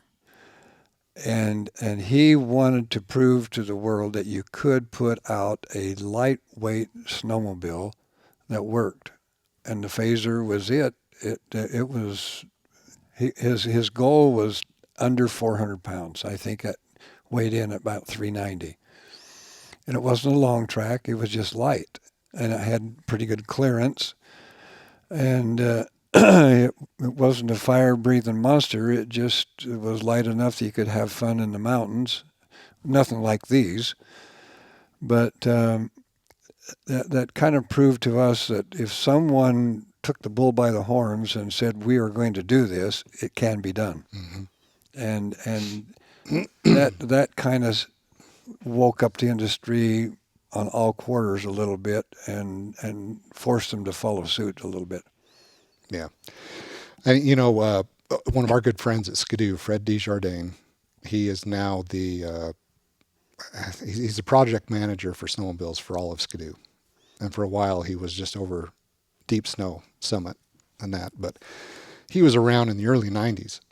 And so when Skidoo came out with that first 94 Summit 583, and they also had a 470 fan, he was there for that beginning of that. And so he still comes out, and he'll come out to Island Park, and he'll ride the mountains with us, and he'll go everywhere we go, and the deep and steep stuff. And he's one of those guys that has been involved in the engineering aspect at a particular OEM and came through that evolution, learned how to go mountain riding, saw it for what it was, adapted to it rather than just trying to solve the problem from a distance. Came out, learned how to ride it, became a mountain rider, and then now look what you have. You know, Skidoo's got the market segment in the sport, and they were the first out the gate with the factory turbo 2-stroke, and Fred was over that project, and lightweight snowmobiles and deep lug tracks and longer tracks and narrower. I mean, they've got the narrowest stance, you know, down to pretty much back to what they were in the 70s. You know, the narrowest stance now is a 32-inch. You know, to me, one of the big differences, a way to explain it, is the old style of snowmobiles, which I had when I started the magazine until I retired, was basically you sat in them or on them. And now you ride on top of them. You know, they're narrower, and you well, you never sit down, you stand. Yeah, you don't sit there. You're up on your one knee and using your your weight to control the machine, to side hill and everything else. It's more of an athletic event than just a ride. It is, yeah. It's turned into a lot more of that, and Yeah. And the riding style is what pushed that. You know, people wanting to, like your friends. Well, you give them an opportunity to go a little bit further into the mountains on a little bit deeper snow day, and they're going to take a machine that isn't capable of that, but they're going to adjust their riding style to make it do more than it can do. Yeah. And so the riding style has always led this advancement. So the sleds have been constantly trying to keep up with riding style, and then riding style changes. And it's gone through several shifts. You know, guys my age have had to relearn how to ride a mountain snowmobile probably 3 or 4 times. And people Porter's age, my son's age, he's only had to do it once. Yeah. You know, and so I'll be out with the guy. I'll be out riding with, you know, Andy Thomas or somebody from Polaris and be like, you never rode a snowmobile that had a hump on the seat, did you? Like, you never had, he's like, no, I've ridden them. I just never had to ride that for real, you know, in the mountains. It was interesting years ago what these guys that like to trick up their snowmobiles, what they could actually do to the old snowmobiles. But mainly it was just more horsepower, some lightweight replacement parts. Mm-hmm. But the whole structure like this, they could never do that because they didn't have the basic chassis to do it. But they sure tried. They come up with some ingenious stuff once in a while, but it was mainly, you know, for horsepower they would, you know, had a lot of tricks like Jim Noble used to do. Yeah. But you could only take that so far with what you had to work with. And see, that's where the 2005 Arctic Cat M7 that comes into play, because that, and credit to Jason Howell and his engineering team at Arctic Cat, because that was the first time where they got rid of everything on paper that they already had. And at that point, like Polaris with the Gen 2 RMK and the Edge RMK, they were still starting with what was being designed and built to satisfy the trail segment. And then they were taking that and they're saying, okay, how do we adapt that? How do we modify that to make it work better in deep snow? And they built great mountain sleds. The Vertical Escape was a phenomenal sled. The Edge RMK was a great sled. 2005 Arctic Cat M7, they got rid of everything and they just started with a blank sheet of paper and said, let's put an engine and a track there and build the rest for the mountains. Yeah. How do we do that? And that the M7 was a leap forward, like a big milestone in mountain sled development. And from there, Arctic Cat had a Western facility. Polaris started testing more and more in the West. Polaris is still mobile. You know, they operate 7 rigs, and they go all over the place. Polaris has Arctic Cat has a dedicated Western facility. Skidoo has a dedicated Western facility up in Canada. But that shift just to now it's a competition. 2005 forward is a competition. Who's going to make the best mountain sled? And so from 2025 or 2005 to 2025, that 20-year window saw crazy development and things that exist in no other industry in power sports or automotive. These factory two-stroke turbos, they were the first two-stroke turbo from a factory standpoint ever. And that technology didn't exist anywhere else. Well, all of that kind of makes me a little bit sad because I missed all that. You did. I mean, I was working trying to push the industry to get there, but it never really got there while I was an active snowmobiler. By the time that to ask me to do now what you do, I'm not going to do that. I don't have the flexibility, the strength, or the want to because of my age, and I don't want to lift. I don't want to, You know what the craziest thing is, and maybe you don't realize this, is if we go out and we ride, and somebody gets stuck, what do you do? When you rode and somebody got stuck, what's the process? You grab the rear end of it and try to lift it above the hole, and that was heavy. You tried to lift it out, but now we got the paddles on there. You just drive out. We don't lift a rear bumper. If you get stuck or somebody in your group gets stuck, you full throttle and you kick your feet into the running board and you twist the handlebars and you just keep going, and that track will chew itself out of almost any hole. Yeah. And that's how you get unstuck. But I remember back when I was riding, you had to lift. Yeah, and I remember growing up in that era, the 80s and 90s, you had to lift. And man, if you got stuck and you got stuck at the low point of something, that was tough. You were getting chewed out for a while. Yeah. Because everybody had to come down and hurt their back. Yeah. Lifting that thing out of the hole and then packing a path out. And it's a different experience. Yeah. What was your favorite sled, or the sled that stands out the most from, let's start with the 70s? Well, I really kind of liked my first snowmobile. It wasn't a long track. I mean, it was just stock right off the showroom floor. But I had fun on it. I mean, with that crowd, and when we go up the mountains, I always joke by saying that we were in the mountains trying to start an avalanche just to see if we could get high enough, which was just a funny joke. But I was never in an avalanche. I never saw one because we couldn't get there. And I don't want to be in one. But so that machine.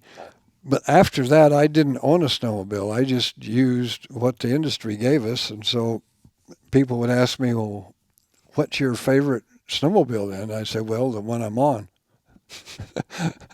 Because I could go back to the cabin, and we had a whole garage full of snowmobiles. Every manufacturer would give us a minimum of one for the year, but usually two, and sometimes three. And from the major manufacturers, and how many manufacturers varied, and dwindled over the years. But that brings up one story. Remember when Kawasaki was in the business? What year did they go out? Do you remember?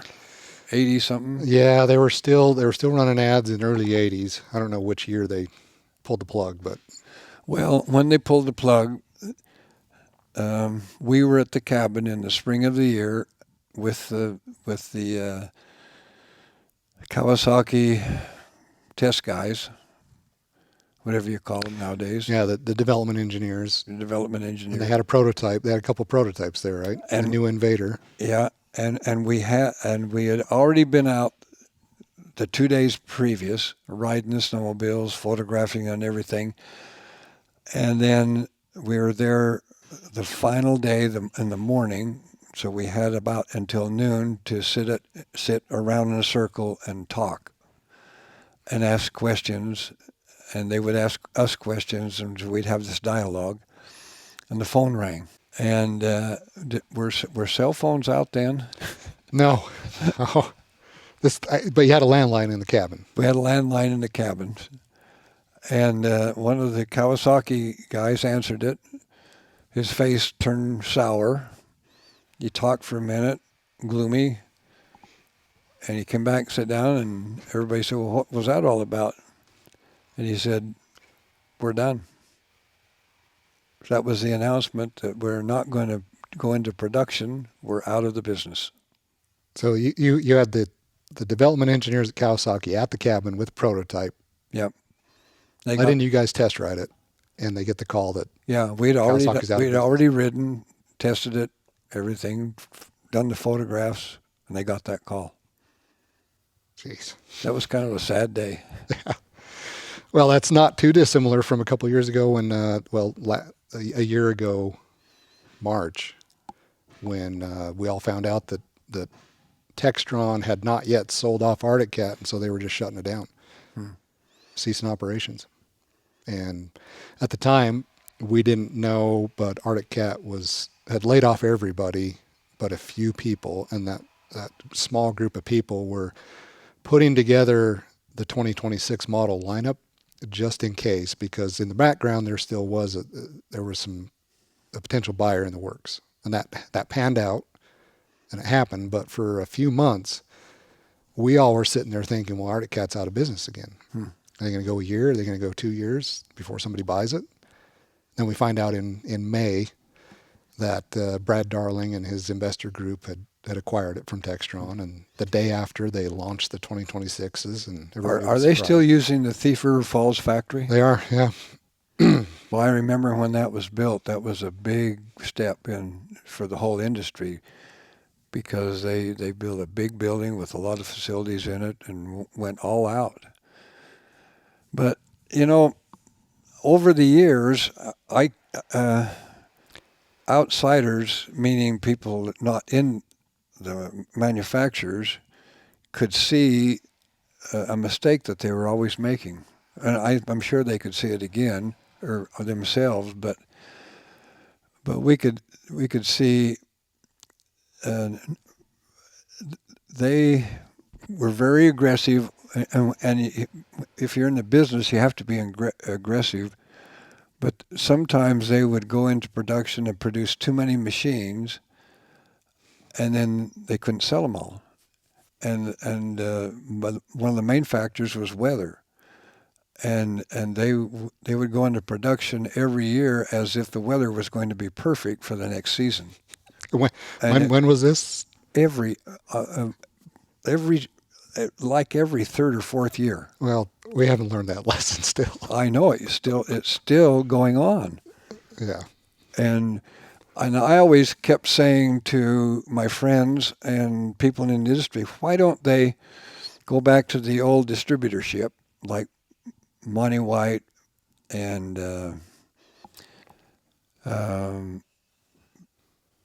Maurice Robinson? If I had to do it all over again, if I were one of those guys, I'd go to all my 400 dealers and I'd say, okay, what is your order for the next season? And if you order them, you're buying them, okay? And we're not going to floor them. You're just, if you think you can sell 10 machines, order 10 machines, and then they are yours, and you can do them. If they did it on that basis, they probably wouldn't sell as many in the good years, but they wouldn't lose any money. Yeah. And then the factory could always pad that a little bit, because maybe by 10%. But instead of doing that, they would just get really aggressive and they'd sit in their board meetings with their accountants and their MBA degrees and say, well, we need to produce this many. And I don't know how all that worked, but they too often made too many machines, couldn't sell them all, and it burned them. Yeah. Well, we're still doing that. We did that last year. Yeah, I know. And we'll do that. I mean, they'll react for this coming season. They'll cut production, and then it'll snow really deep. Like the Midwest had phenomenal snow this season. Yep. So probably overproduced trail sleds. and they'll be sitting on inventory 2 years from now again. I mean, we'll repeat that cycle over and over. And they keep threatening to cut production, and then we keep sitting on. Well, it's no different than, for years since 1972, we've done that potato magazine. Same thing happens with the farmers. I mean, the farmers will have a good year, and they'll get $10 per 100 for the potatoes, and so the next year they're going to do that again, and so they overplant, and they're down to $3 or dumping them. And this year they dumped potatoes again. Yeah, and it's just, I guess it's human greed. I don't know what. Yeah, I stopped believing them when they say we're going to fix this problem, and they never do. No, I've been doing this sport for 30 years professionally, and it's the same thing over and over. Yeah, we saw the same thing in the potatoes.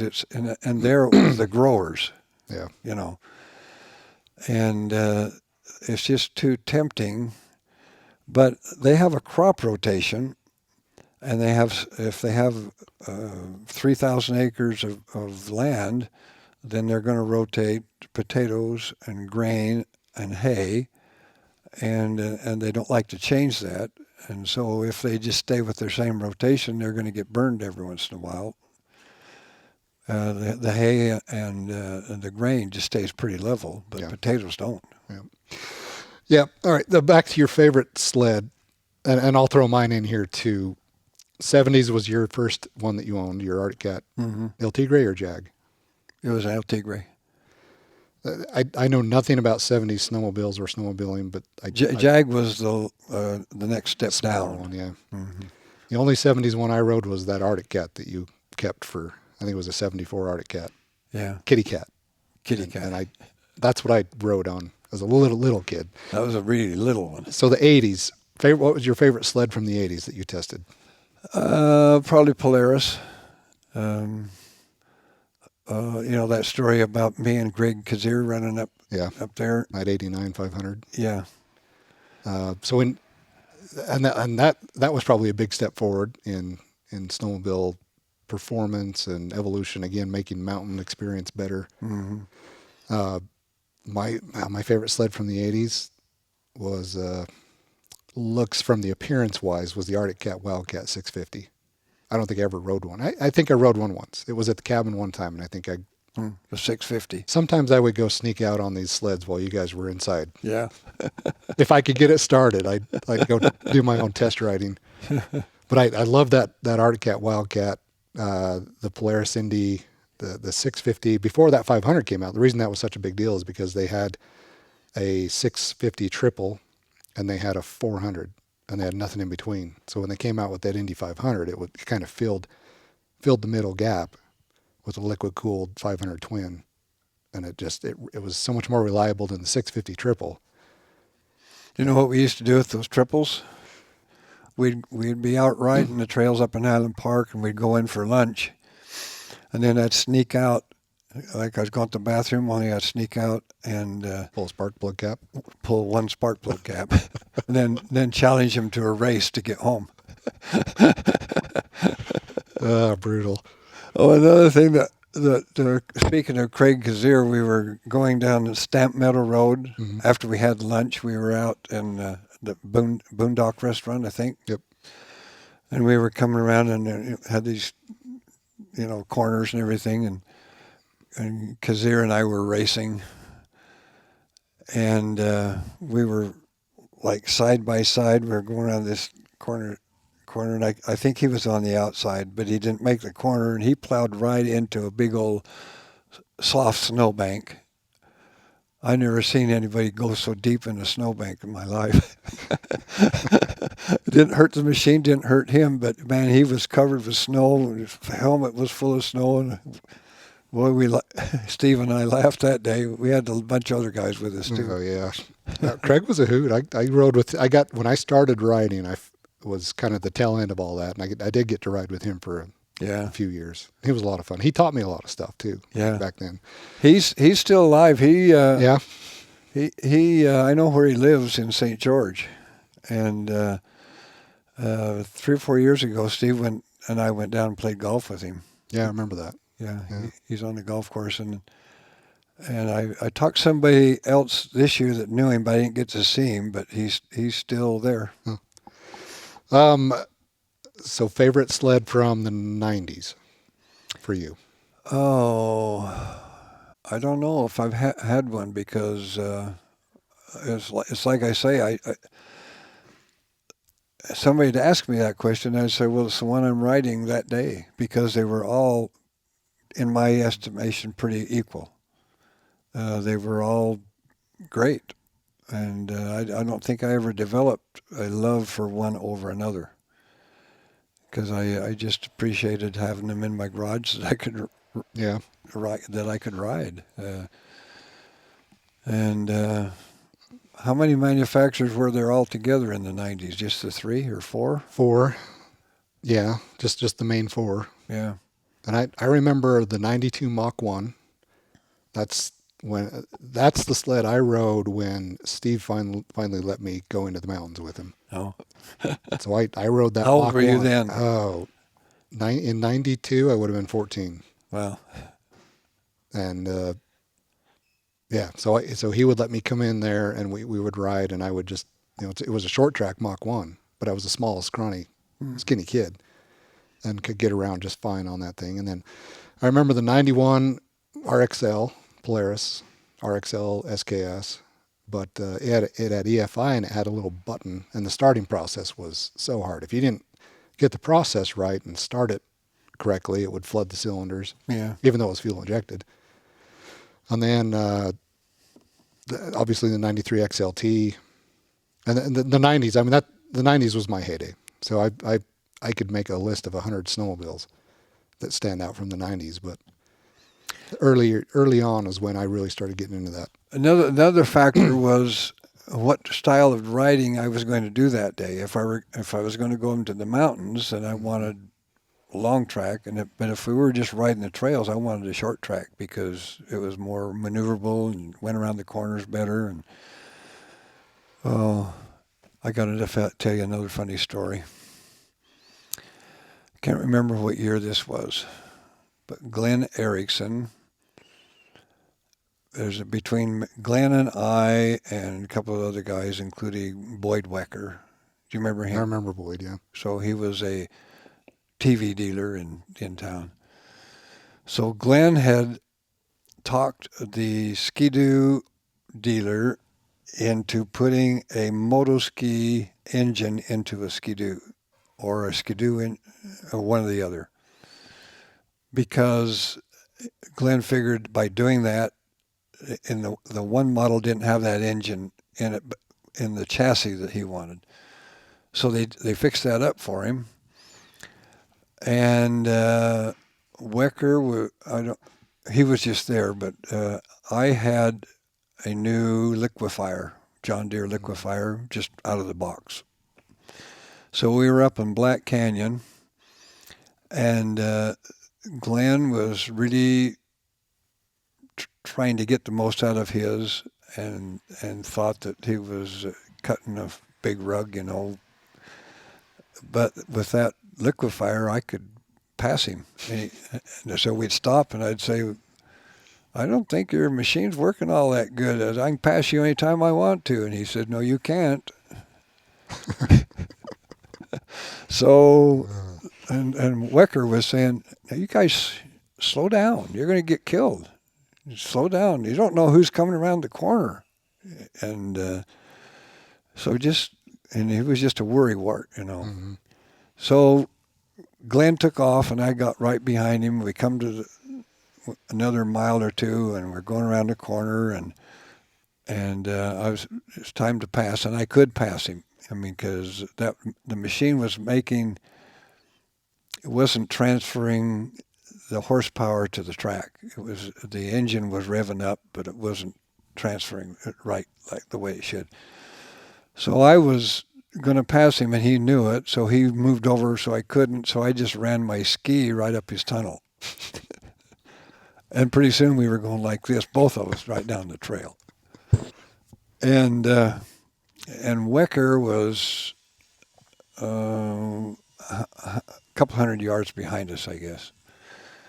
And so my liquefier was upside down in a little crevice, but it was kind of like in a ditch, and the windshield wasn't even broke.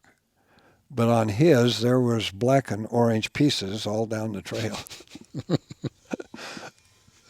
And we were both laying in the middle of the road, and I said, Glenn, are you okay? And he says, yeah. And he says, you okay? And I said, yeah. And I said, Wecker's coming. Just lay here, and when he gets here, just start moaning real bad. And so we just laid there, and he comes up, and Wecker right along sees what's happening. He goes, oh no, oh no, oh no, oh no, oh no. He thought we were dead. And he gets over to us. I was afraid he was going to give us mouth to mouth, so I said, Wecker, get away. We're okay. Did you ever enter the hill climb at Jackson?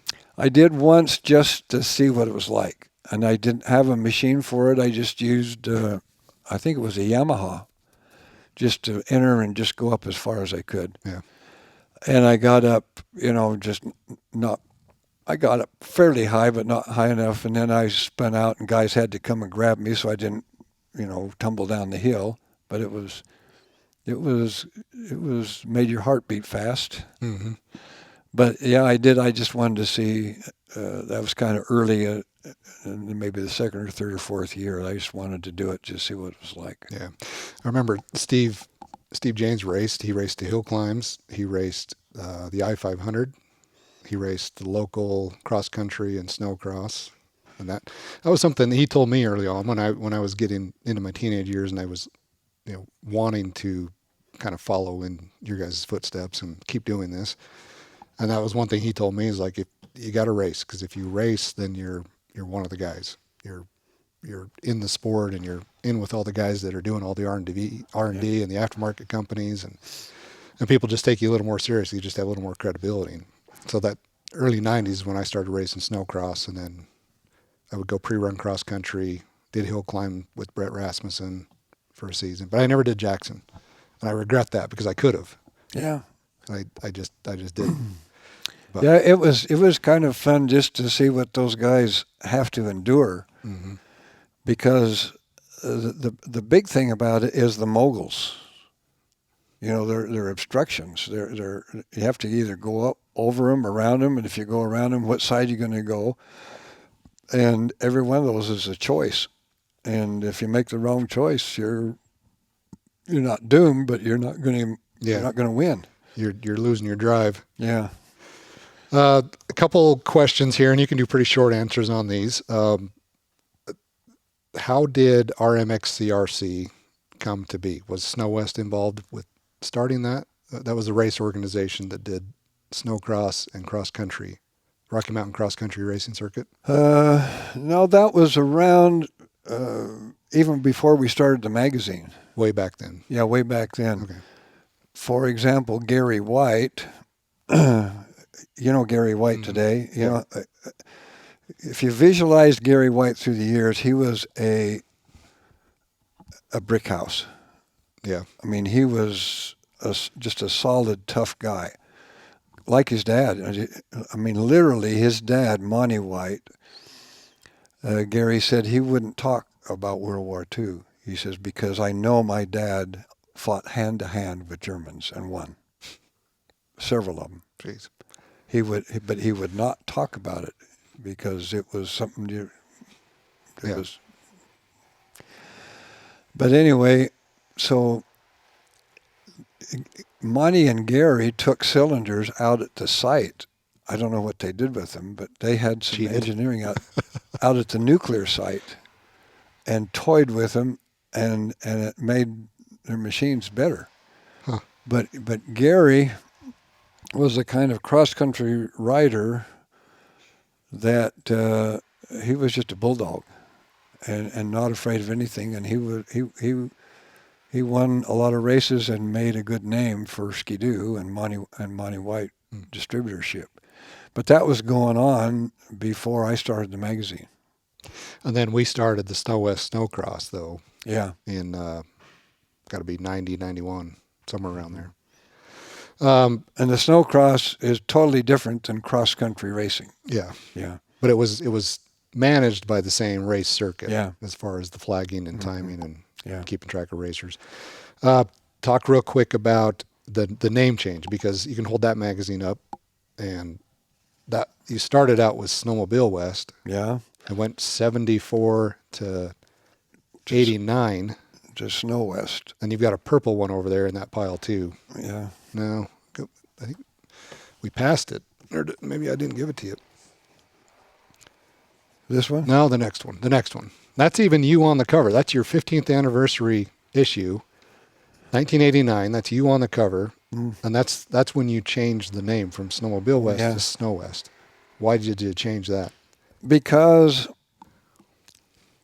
when we first started, we needed a name with snowmobile in it and West. They were the two key words.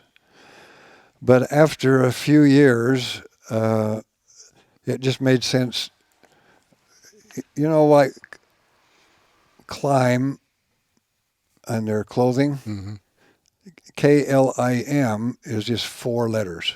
Yeah. And I remember hearing the story about they were sitting around the kitchen table and they wanted a trade name with 4 letters. Single syllable. Yeah, single syllable. So because of that, Snowmobile West is kind of a mouthful. And Snow West is better. Yeah. And it fits, you know, just one line across the page and everything. So it's just a change that I thought about for a couple of years before we actually did it. But I'm glad we did do it, because it's a better logo. It's a better name. Yeah. When did you start Snow Action, and why did you start that? Just quickly. Snow Action was kind of in the heyday of snowmobile racing. There was cross country. There was oval racing, and there was a lot going on. It's snowcross and hill climbs. Yeah, and hill climb.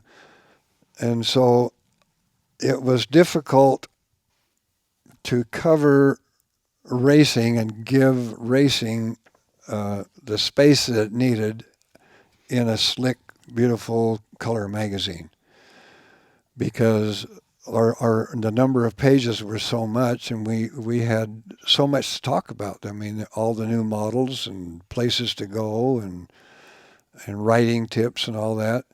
And racing was a whole new element.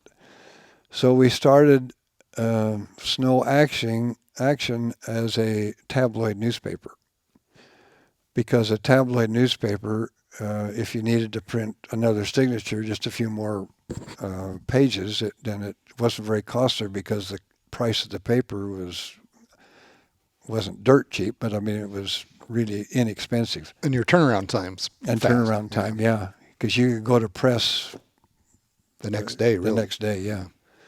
And there was a lot of kind of little small newspaper presses right within a half-hour drive, and right in Idaho Falls.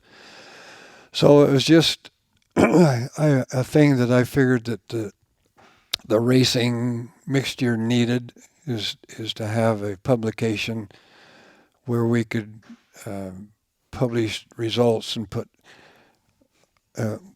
people's names in it. You know, the people, race results, and the results, even the people that entered and all the results, because that's what they like to pick that up and see their name, and their wives like to see their husband's name, and their kids like to see their dad's name. Mm-hmm. And so it was just that kind of thinking. Land use issues, that was a big deal to you. You're really involved in that. You started another magazine just specifically about land use issues, but you were also involved with the beginning of Blue Ribbon, which is really strong right now. Blue Ribbon is doing some battles down in Moab and free range camping and things like that. And they actually just reversed a huge law that opened up a lot of access to motorized users again. What was the beginning of Blue Ribbon? Well, I would attend meetings, and in the International Snowmobile Industry Association, they always had classes or talks about land use issues.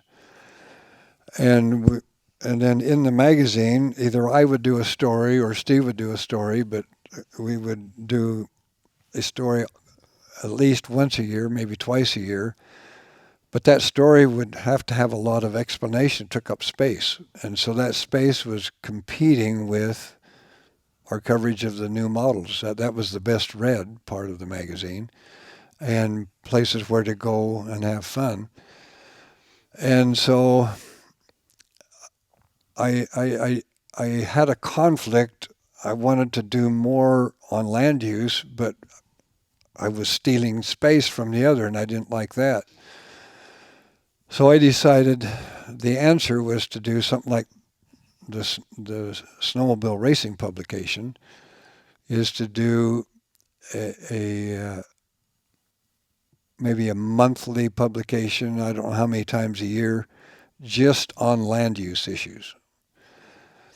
And then the more I looked into it, I wondered, well, who else is involved in this stuff? And I knew a little bit. So Clark, what was he? Collins. Clark Collins. Yeah. I went down to see him and I said, Clark, we need to maybe do something together here. You're already a political force in Boise, and you attend all of the stuff in Boise, but you don't have a publication. So what about if Harris Publishing started to do a publication, and then you help fill it up, and then because you like to put articles in the papers and stuff and everything, so you could do some of the editorial, we'll do some of the editorial, then you have your thumb on the hot pressure issues in not only Idaho but all the West. So to make a long story short, we just kind of teamed up together to make that magazine. And then the question came, well, what will we call it? And I forget what's Clark's. It was the Idaho Land Users Association or something like that. He was currently. Yeah, that was his name, which wasn't a good name for a publication. So we met again, and I proposed, I said, we're going to call it Blue Ribbon, if that's okay with you.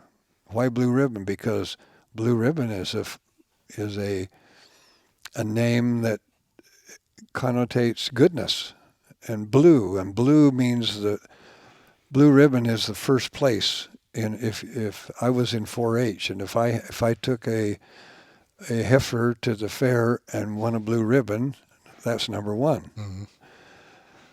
And so, yeah, he agreed that was a good name, so we just call it the Blue Ribbon Association, meaning blue is a good color, ribbon means first place, it means good person, good guy. And so we did, and we our Harris Publishing put a lot of effort into it, in selling advertising, going to meetings, contributing with editorial and letting Clark have some say in the editorial. And I can't remember how many years we did that, and then I finally just told them, I said, we've got it off the ground now, but it's interfering too much with our main stuff. Mm-hmm. So I give it to you. You just do it. It's off the ground. You don't have to go through the worry about getting it off the ground and how much financial stress that might give you. It's done. It's there.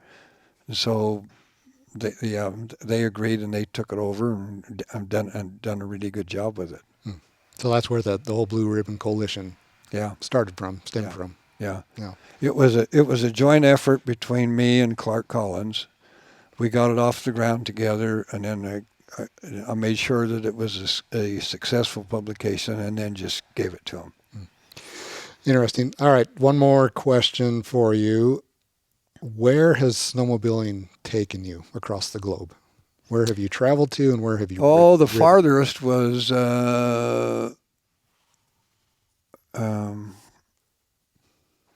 I guess it's Finland. Is the Scandinavian countries? Does Finland go up to the Arctic Circle?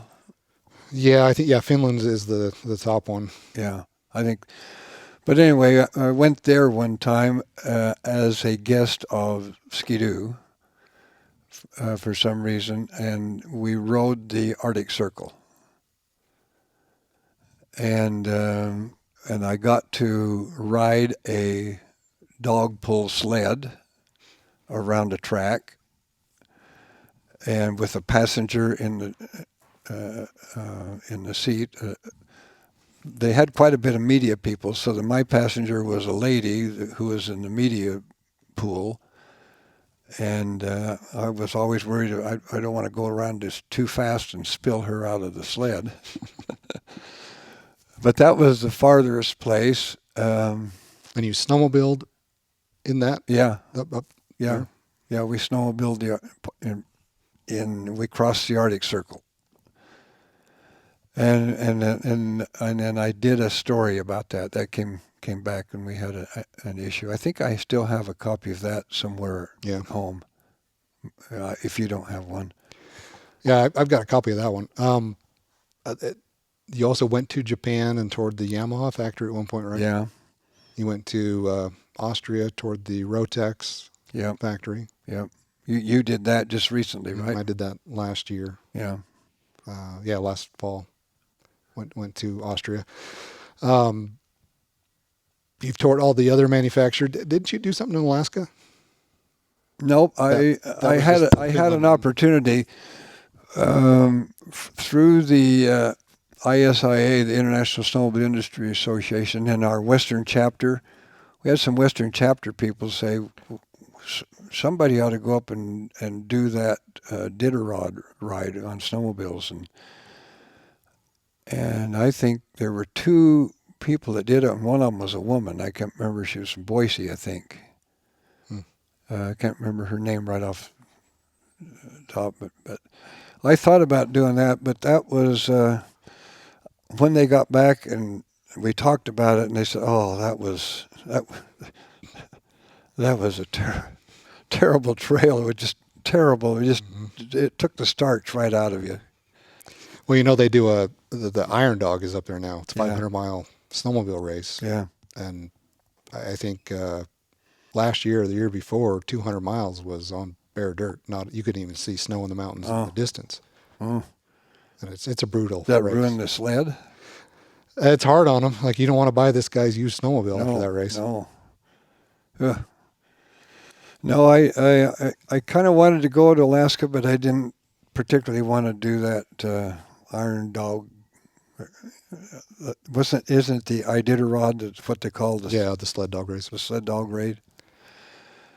Yeah. Where's what's one of your most memorable rides just throughout the years? Like where do you just have memories of the scenery or the people you're with or the sled you were on? A couple of rides in Wyoming were fun. I can't remember. I think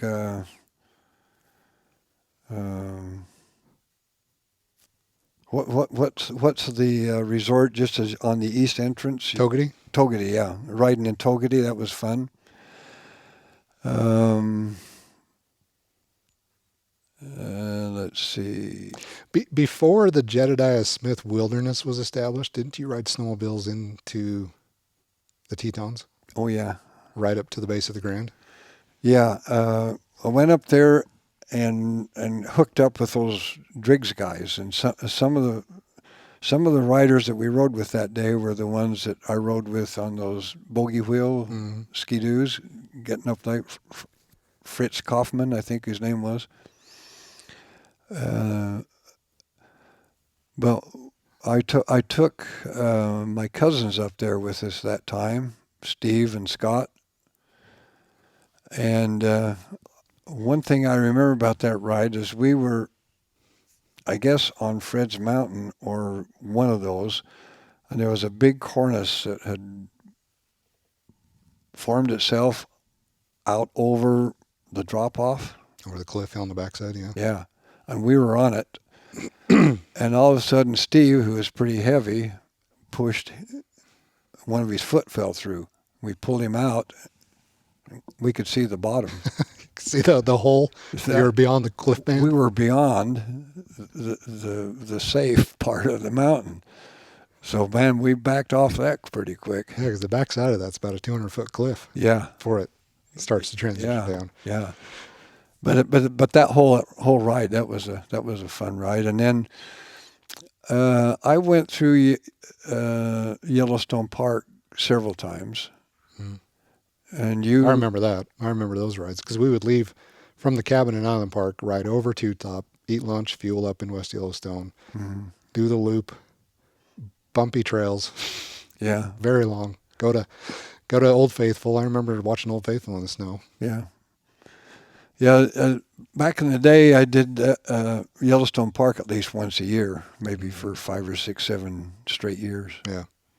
Yeah, and then that closed to snowmobiles in the mid-'90s because Arctic Cat came out with the 4-stroke snowmobile specifically to be able to go through the park, continue going through the park. Yeah. That might have been, that was late 90s. Don't remember the exact year, but did you ever think that SnoWest would be in print 50 years later? Well, I didn't ever think that way. I just I didn't ever wonder how long it's going to last. I just enjoyed the moment, and I didn't ever think that I'd get to be 84 years old either. I mean, I just didn't think about the end, you know. What do you wish you would have done different in that whole process of SnoWest Magazine or getting into the industry or... I don't know. I've never had any regrets about anything that I can think of. I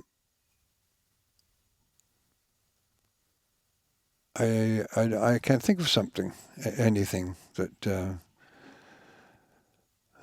Was there ever another magazine that we should have started that didn't? Can you? I don't know, because you've started a lot. You started the boating ones you mentioned. You got 2 agriculture ones.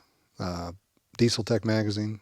We had a side-by-side magazine there for a while. Dirt Toys. Yeah. You got a playground magazine. Today's Playground. Yeah. Of all things. Yeah, we had stuff that we had. Home lighting. You remember the Lighting and Control magazine? Yeah. Yeah. A lot of different random segments. Yeah. Yeah. Just trying, because we had a formula that worked, and if the industry needed us, then it worked, and if it didn't, if there was too much competition, then I guess we're smart enough to bow out. Because it would take about 5 years to find out, right? Well, I used to go to Folio magazines. Remember Folio magazine? I used to go to their workshops and conventions. Maybe not every year, but I went to 5 or 6 of them, I think. And they had really good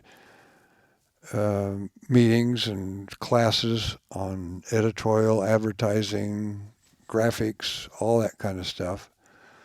And learned a lot there, which I brought back. And I think Steve went a few times, and other people went a few times. But and so you learned, more about yourself and what other people were doing, and it was valuable. It was fun to do. Yeah. Well, we'll kind of wrap up on all that. I know Joanne Smith and her husband that worked for Skidoo for years. I remember her. She used to, even after retirement, she would come to snowshoot in West Yellowstone and help Skidoo, like run the trailer and keep things organized. And not this past March of 25 or 26, but in March of 2020 or February of 2025 was her last time out there. And so she said to tell you hi. Well, good. She's probably the last one from that era that was still around the sport. Marlis Knudsen was from Polaris, was involved, but she retired from that quite a while ago, actually. I remember Marlis being in our cabin in Island Park, the one before that we have now. But I remember she ended up in a bedroom with no windows. It was that small one upstairs. And I remember she remarked, "Well, it was sure dark last night." Yeah, I remember that. But she was a good sport. She was, yeah. Yeah. She was a go-getter. Some of these people are the reasons why the mountain sled segment started when it started. Yeah. You know, they Yeah, saw she the was high opportunity. enough in the pecking order in Polaris that her word meant quite a bit. Yeah. Yeah, and getting her out here and having that experience, again, you can see pictures of it, but until you're on a snowmobile surrounded by mountains going through the trees, that's a different Yeah. experience. I remember there was a Skidoo guy, I think George Eisenhuth. I don't remember his last name, but I remember the George from. So he was at Skidoo way back when we started.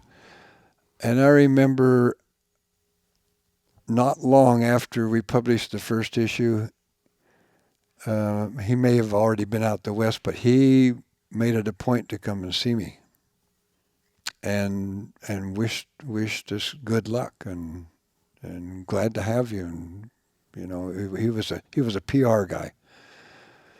And he was a nice guy, always treated us really good, but I'm sure he treated everybody really good. He was just that kind of guy. Mm-hmm.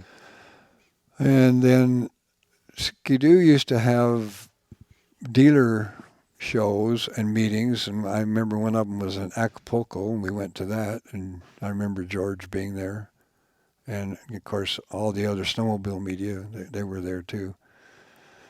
And what's the status of the other magazines that were around when I was around? Well, you had Snowmobile magazine and Snowgoer that were both from the same publishing house, and that, you know, Snowmobile, they stopped publishing that. I can't remember when, but late mid 2000s, and then Snowgoer became their only title.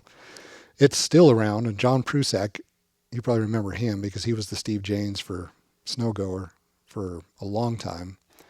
And he became publisher of that, and now he is the Arctic Cat PR rep. Oh. As of last year. So Snowgoer is still publishing? Snowgoer's still around. Snow Tech, the Belkies, Kevin Belkey, they still running strong. He does 3,000 to 5,000 miles a year on snowmobiles. Kevin does. He rides that much? Mm-hmm. How many issues are they publishing? I don't know, 6 or 7 issues a year, but he's the stuff that's in his brain is just one of the greatest resources of snowmobile information that exists in this sport. One of the Bilky boys. Yeah, because he's just got so much experience and so many miles. Yeah. Clutching and performance, and just knows how everything works. And so he's still going strong. Let's see, there was the Lesters. They used to do super tracks, and then they converted that to TV. So it's a YouTube channel now, Super Tracks TV, and his boys do that, and they do a great job. From the legacy media, that's about it. There's Ontario Snowmobile Magazine, OSM. There's French Canadian publication. There's Mountain Sledder Magazine in the Western Canadian. Smaller. These are all smaller segments. But yeah, the legacy media really shrank there. You know, we acquired AmSnow, American Snowmobiler, in I don't know, 2015-ish, somewhere around there. So that was the end of AmSnow. Yeah, legacy media just if you know, with the exception of SnowTech, just because he is just Kevin Belkey's a wealth of information. If you weren't trying to transition into the digital format, you just didn't survive. Yeah. Like some of those other titles, and that's the you know, our saving grace is, you know, we found where the snowmobilers were going for information, and we went there with them. Yeah. Social media, YouTube. Well, the other thing I website. think that's helped too, and we haven't talked about the snow shows. Yeah. You're doing snow shows. You're going to Salt Lake, Boise, and Montana now. So we've talked about this some, but make it official. Tell me an update on the snow shows, how it's going, and what the future is, and as well as for the audience. You know, the snowmobile shows are another aspect of the sport that fluctuate. You know, you'll have years, and I would say the peak of the snow show era was also the peak of the snowmobile sponsored athlete era. And that was something that we pushed because SnoWest, one of our spin-off publications was Sledheads. And so in 99, 2000, Steve Janes was doing SnoWest with Lane Lindstrom, and I wanted to get involved, and so we made a spin-off publication in Sledheads. But I wanted to cover the riders and kind of make them into celebrities and take some of these guys that were doing wild and crazy stuff and jumps and Chris Brantz and Chris Brown and the Sled Next guys, and I wanted to make them superstars in a sport. I wanted to turn them into, Shaun White and LeBron James and Michael Jordan. I wanted that in our segment. We didn't have that. We just had riders that every area had their crazy riders, and so we started pushing that at the same time that the snowmobile video segment started, and so there were production companies, Thunderstruck and Slednex and Two Stroke Cold Smoke and several others I can't remember, but they were creating these videos. So they were like, okay, well, there's our athletes, there's our superstars doing that. Let's go do features on them. And so we took that to the next level in 2012 and went to Arctic Cat, and we said, hey, you've got some riders that are hill climb racers that you guys sponsor on the hill climb side. Well, let's bring them into the spotlight on more of the marketing side for the brand and the OEM image. And let's take these phenomenal riders and let's put them in the forefront and call them factory team backcountry athletes. And so we pitched this idea to Arctic Cat in 2012 of Rob Kincaid and Dave McClure becoming Team Arctic Factory Backcountry. And we pitched that and they ran with it. And they loved the idea, and then that turned into the Black Cats team, and that was the first official factory-backed non-racer, even though they were racers for Team Arctic, but non-racer ambassadors for the OEMs. And so it was another step forward in creating these celebrities in the West. And Chris Brandt was doing demo tours for Arctic Cat, but he kind of had his own segment going, and then he moved to Polaris a couple years before that, and so we were covering that with Chris, and Chris's journey was a big deal, and Brett Rasmussen and some of these racers, most of them were racers, had racing backgrounds, transitioning into just free riding, backcountry riding, and so we saw that as a segment to really get behind and push, and that's led to Skidoo's ambassador team. They have a team full of a lot of guys locally here, but guys from Arctic Cat, Colorado, Utah, Wyoming, Steve Martin, Jeremy Mercier, Carl Kuster is a former racer. And so it's blossomed into all of these ambassadors or factory athletes, Keith Curtis from the Polaris side. And so there was a segment there, a time period, where these guys would come to the snowmobile shows and you would have people lined up to get their autograph. And so we would print some of their posters. 509 would print posters. Some of their sponsors would print autograph posters, and that was the highlight of the snowmobile show. And so, Arctic Cat would have Rob and Dave and some of their other racers and riders in their booth, and they would do an autograph session, and you would have people coming to the show paying to get in just to go talk to these guys, take their picture with them, get to know them, hear some stories. Go to the Skidoo booth, get to know their guys, take pictures with them, get autographs, Polaris, Yamaha, snow bike companies. And that was the biggest the snowmobile shows really ever got. And then to cut costs, because COVID changed the dynamic completely. They made a lot of money, but they lost a lot of money right at the onset of COVID. And then everybody started going outside. So they cut production. And then they sold out. And then they ramped up production. And then they sold a lot for about a year. And then then the buying stopped and they had way too many. Like what you talked about at the beginning of the show. So you had this massive inventory of machines sitting around, and that created another recession. And so they cut costs and in snowmobile shows. They stopped paying these guys to come to the shows, and so we put on these shows, and we have people to walk in and they say, "Hey, where's all the riders? Where's all the autograph posters? I want to go meet these guys." Well, none of them are here. They don't send them out anymore.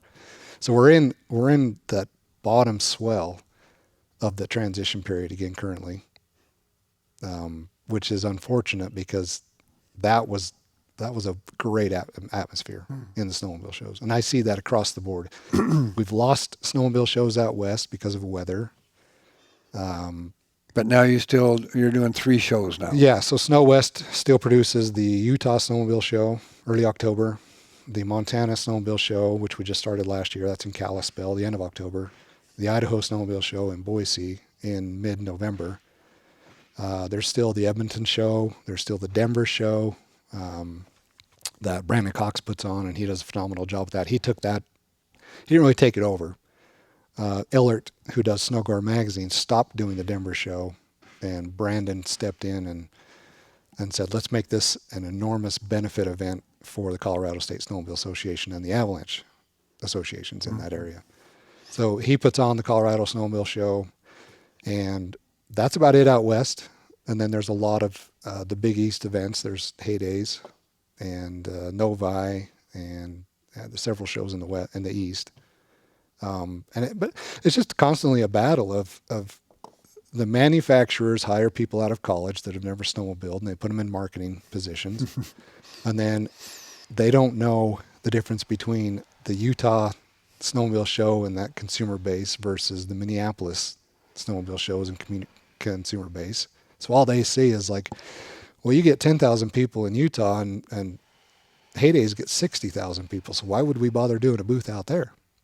And so then you have to go through the whole process with this person and say, well, of the 50,000 people that come to Heydays, most of them ride older machines and they're coming to Heydays for the swap meet to buy old parts.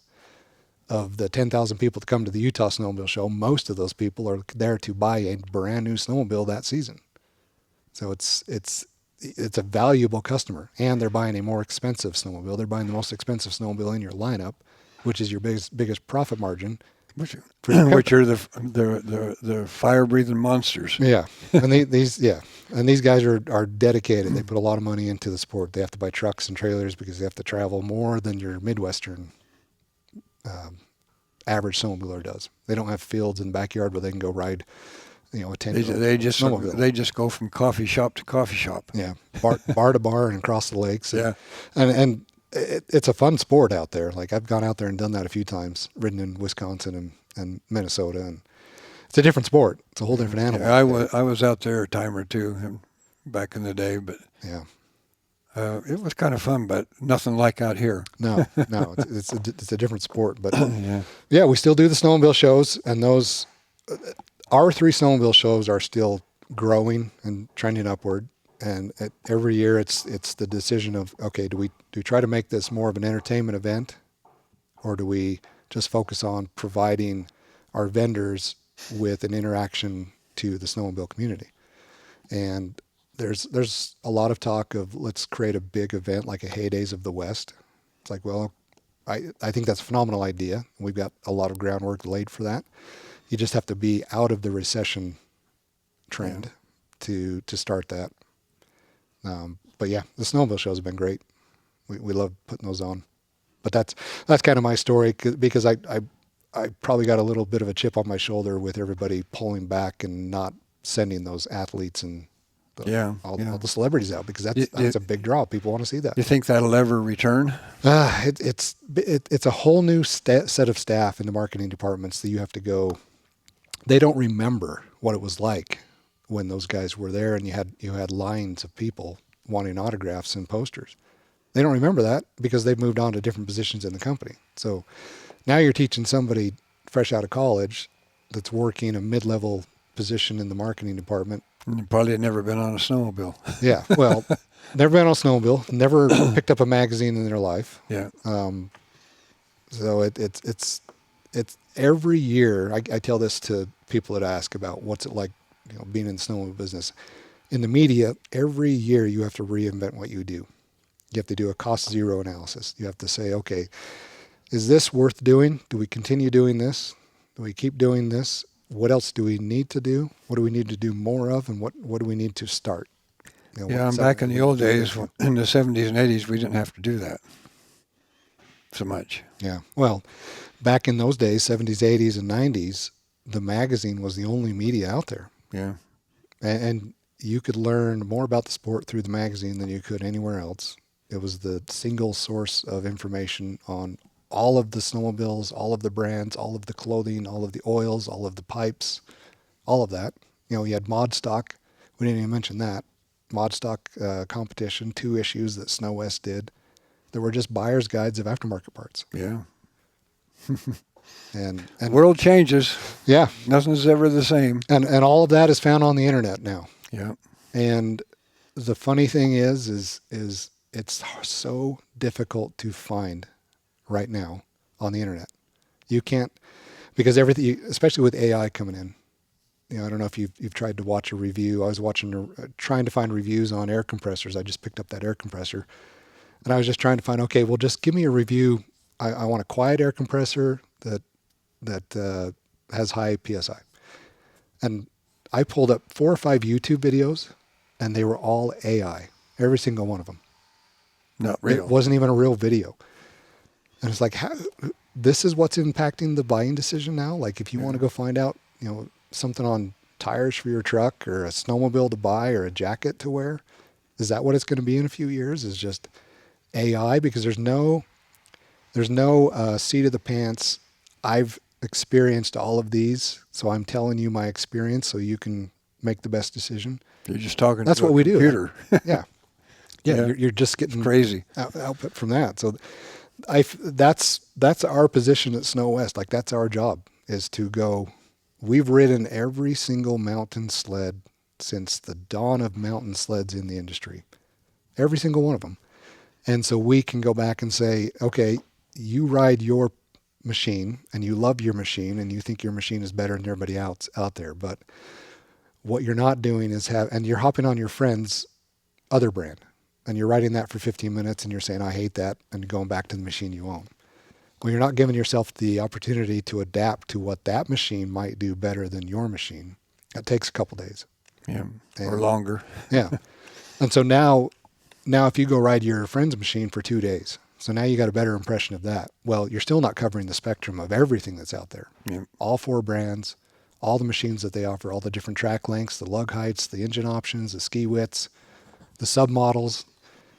You're not getting an opportunity to do that, so we're trying to provide that feedback on all of that. Like you said, we're servicing the people that participate in the sport. We're advocating for them. Yeah. So we take that, we go back to the manufacturers. Same thing you talked about. You know, you go at the cabin when they would come in. You would go test ride their machines and come back to the cabin and sit and talk and ask each other questions. We do the exact same thing.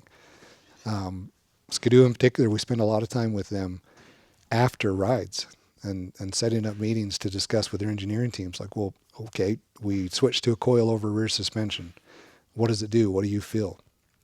And they'll try to lead us into describing from a test rider standpoint what we feel before they tell us what is different about it, just to make sure that we really know what we're talking about. Yeah. You know? So if we can come back and say, yeah, I feel this, and this, and they're like, okay, well, that validates what we just did, what we spent all this time doing. And we've had a few years where we've given feedback, and then 2 years later, a new model comes out, and it hits every bullet point on that feedback we gave them. And then they'll come to the table and they'll say, yeah, that sled hits. Well, that's how everything. far you've taken the whole concept of test riding is back when we first started doing that. We weren't that technical at all. We were just writing and telling our impressions just on paper, but it didn't have a whole lot to do with actual engineering and design. Yeah, it was just. You had to show people what was out there to buy. Mm-hmm. Yeah, and now the internet provides that. Yep. So we provide feedback. Well, this Skidoo is different than that Polaris in this way. Yeah. And yeah, you do a great job. That's what we try to find there. Like I say, when I said at the beginning, you're not only taller and better looking, you're smarter. than me. I don't know about that. I don't know that a career in snowmobiling is the wisest move Well, anyway. right now, but it's working. Well, I think we've set the bar for the longest podcast. We're at 2.5 hours. Oh, really? Yeah. So Wow. we'll wrap this up. But again, Darryl Harris, founder of SnoWest Magazine, founder of Harris Publishing, started SnoWest Magazine back in 1974. And I'm still several other alive. magazines. I'm still here. Still here, 84 years old. This guy goes on 200-mile razor rides, side-by-side rides twice a week. You've seen more country from the seat of a side-by-side from the Montana-Canadian border to the Utah-Arizona-Mexico border than anybody else. Well, that's probably a little exaggerated, but I'm having fun. You're all over the place. You go out and do some rides that I don't know. You set the bar high for what somebody your age can get out and do and still be outdoors. Well, I do know one thing. I've worn some tires out. I got to go tire shopping for my side-by-side. That's a good thing. Yeah. It's a good badge to wear. But again, thanks for coming in and taking the time to tell the story and talk about this. And maybe it's opened a can of worms, and there's a lot of other things that we can talk about and more stories that popped in your Well, it couldn't be any memory. better sitting here talking to my own son. I'll tell you that. Well, it's been a lot of fun. But yeah, you've created something fun. You've had a big impact on the sport. We need to get you into the Snowmobile Hall of Fame. That's been a long time coming. We just got to make a couple calls there and get that to happen. But you need to be in there. The West needs to be represented there. But you've done a phenomenal job creating something that's long lasting in an industry that's had a big impact and that leaves a legacy. And Well, I had a lot of help, and these guys are long past, but Monty White and Maurice Robinson and Ray Brandt over in Boise. Yep, they were some true pioneers that did a lot. Yeah, for sure. Yeah, and without a lot of this, we wouldn't have. I'm sure we would be riding mountain sleds in 2026. But would they look like this? Would they be this far along? Would I we don't have know. started when we did without all of this? I don't think so. Well, I'll tell you one thing. I keep telling people, if me and Glenn Erickson and the guys that I used to ride with, if we'd have had these machines back in the 70s, we wouldn't be here today. We'd have killed ourselves. Yep. We'd have been too crazy. Well, these are wild machines, and Yeah. it has opened that aspect up. Yeah. Because, it's a much more dangerous element Yeah. now with the access you can have on these. Yeah. But we'll end there. We'll wrap up there. Go to snowwest.com and sign up for the magazine. Again, we're starting our 53rd year in print. You can sign up for 1, 3, or 5 years at snowwest.com. We've got new hats, new T-shirts, new hoodies coming out soon. Hats will be up on the website here probably sometime in June. And we're just kind of getting ready for rolling into the fall season with the merch line there. And new stickers coming. So if you're coming to the snow shows, if you come see us at Heydays and Idaho, Utah, Montana snow shows, we'll have new stickers. Those are always free. Come pick those up. And if you're watching this on YouTube, hit that subscribe button. It really helps us when we go to produce new shows, and go look through the back history and see some of the shows you've missed. Again, this is our 4th year of doing these podcasts, and there's a lot of great content in there, a lot of great interviews. You want to subscribe, though, because we've got some good shows coming up here in the next few weeks and over the summer, and then we'll be rolling back into the new season. But thanks for watching. Thanks for listening. If you're listening to us on Apple Podcasts or Spotify, we appreciate the listen, and we'll catch you next episode.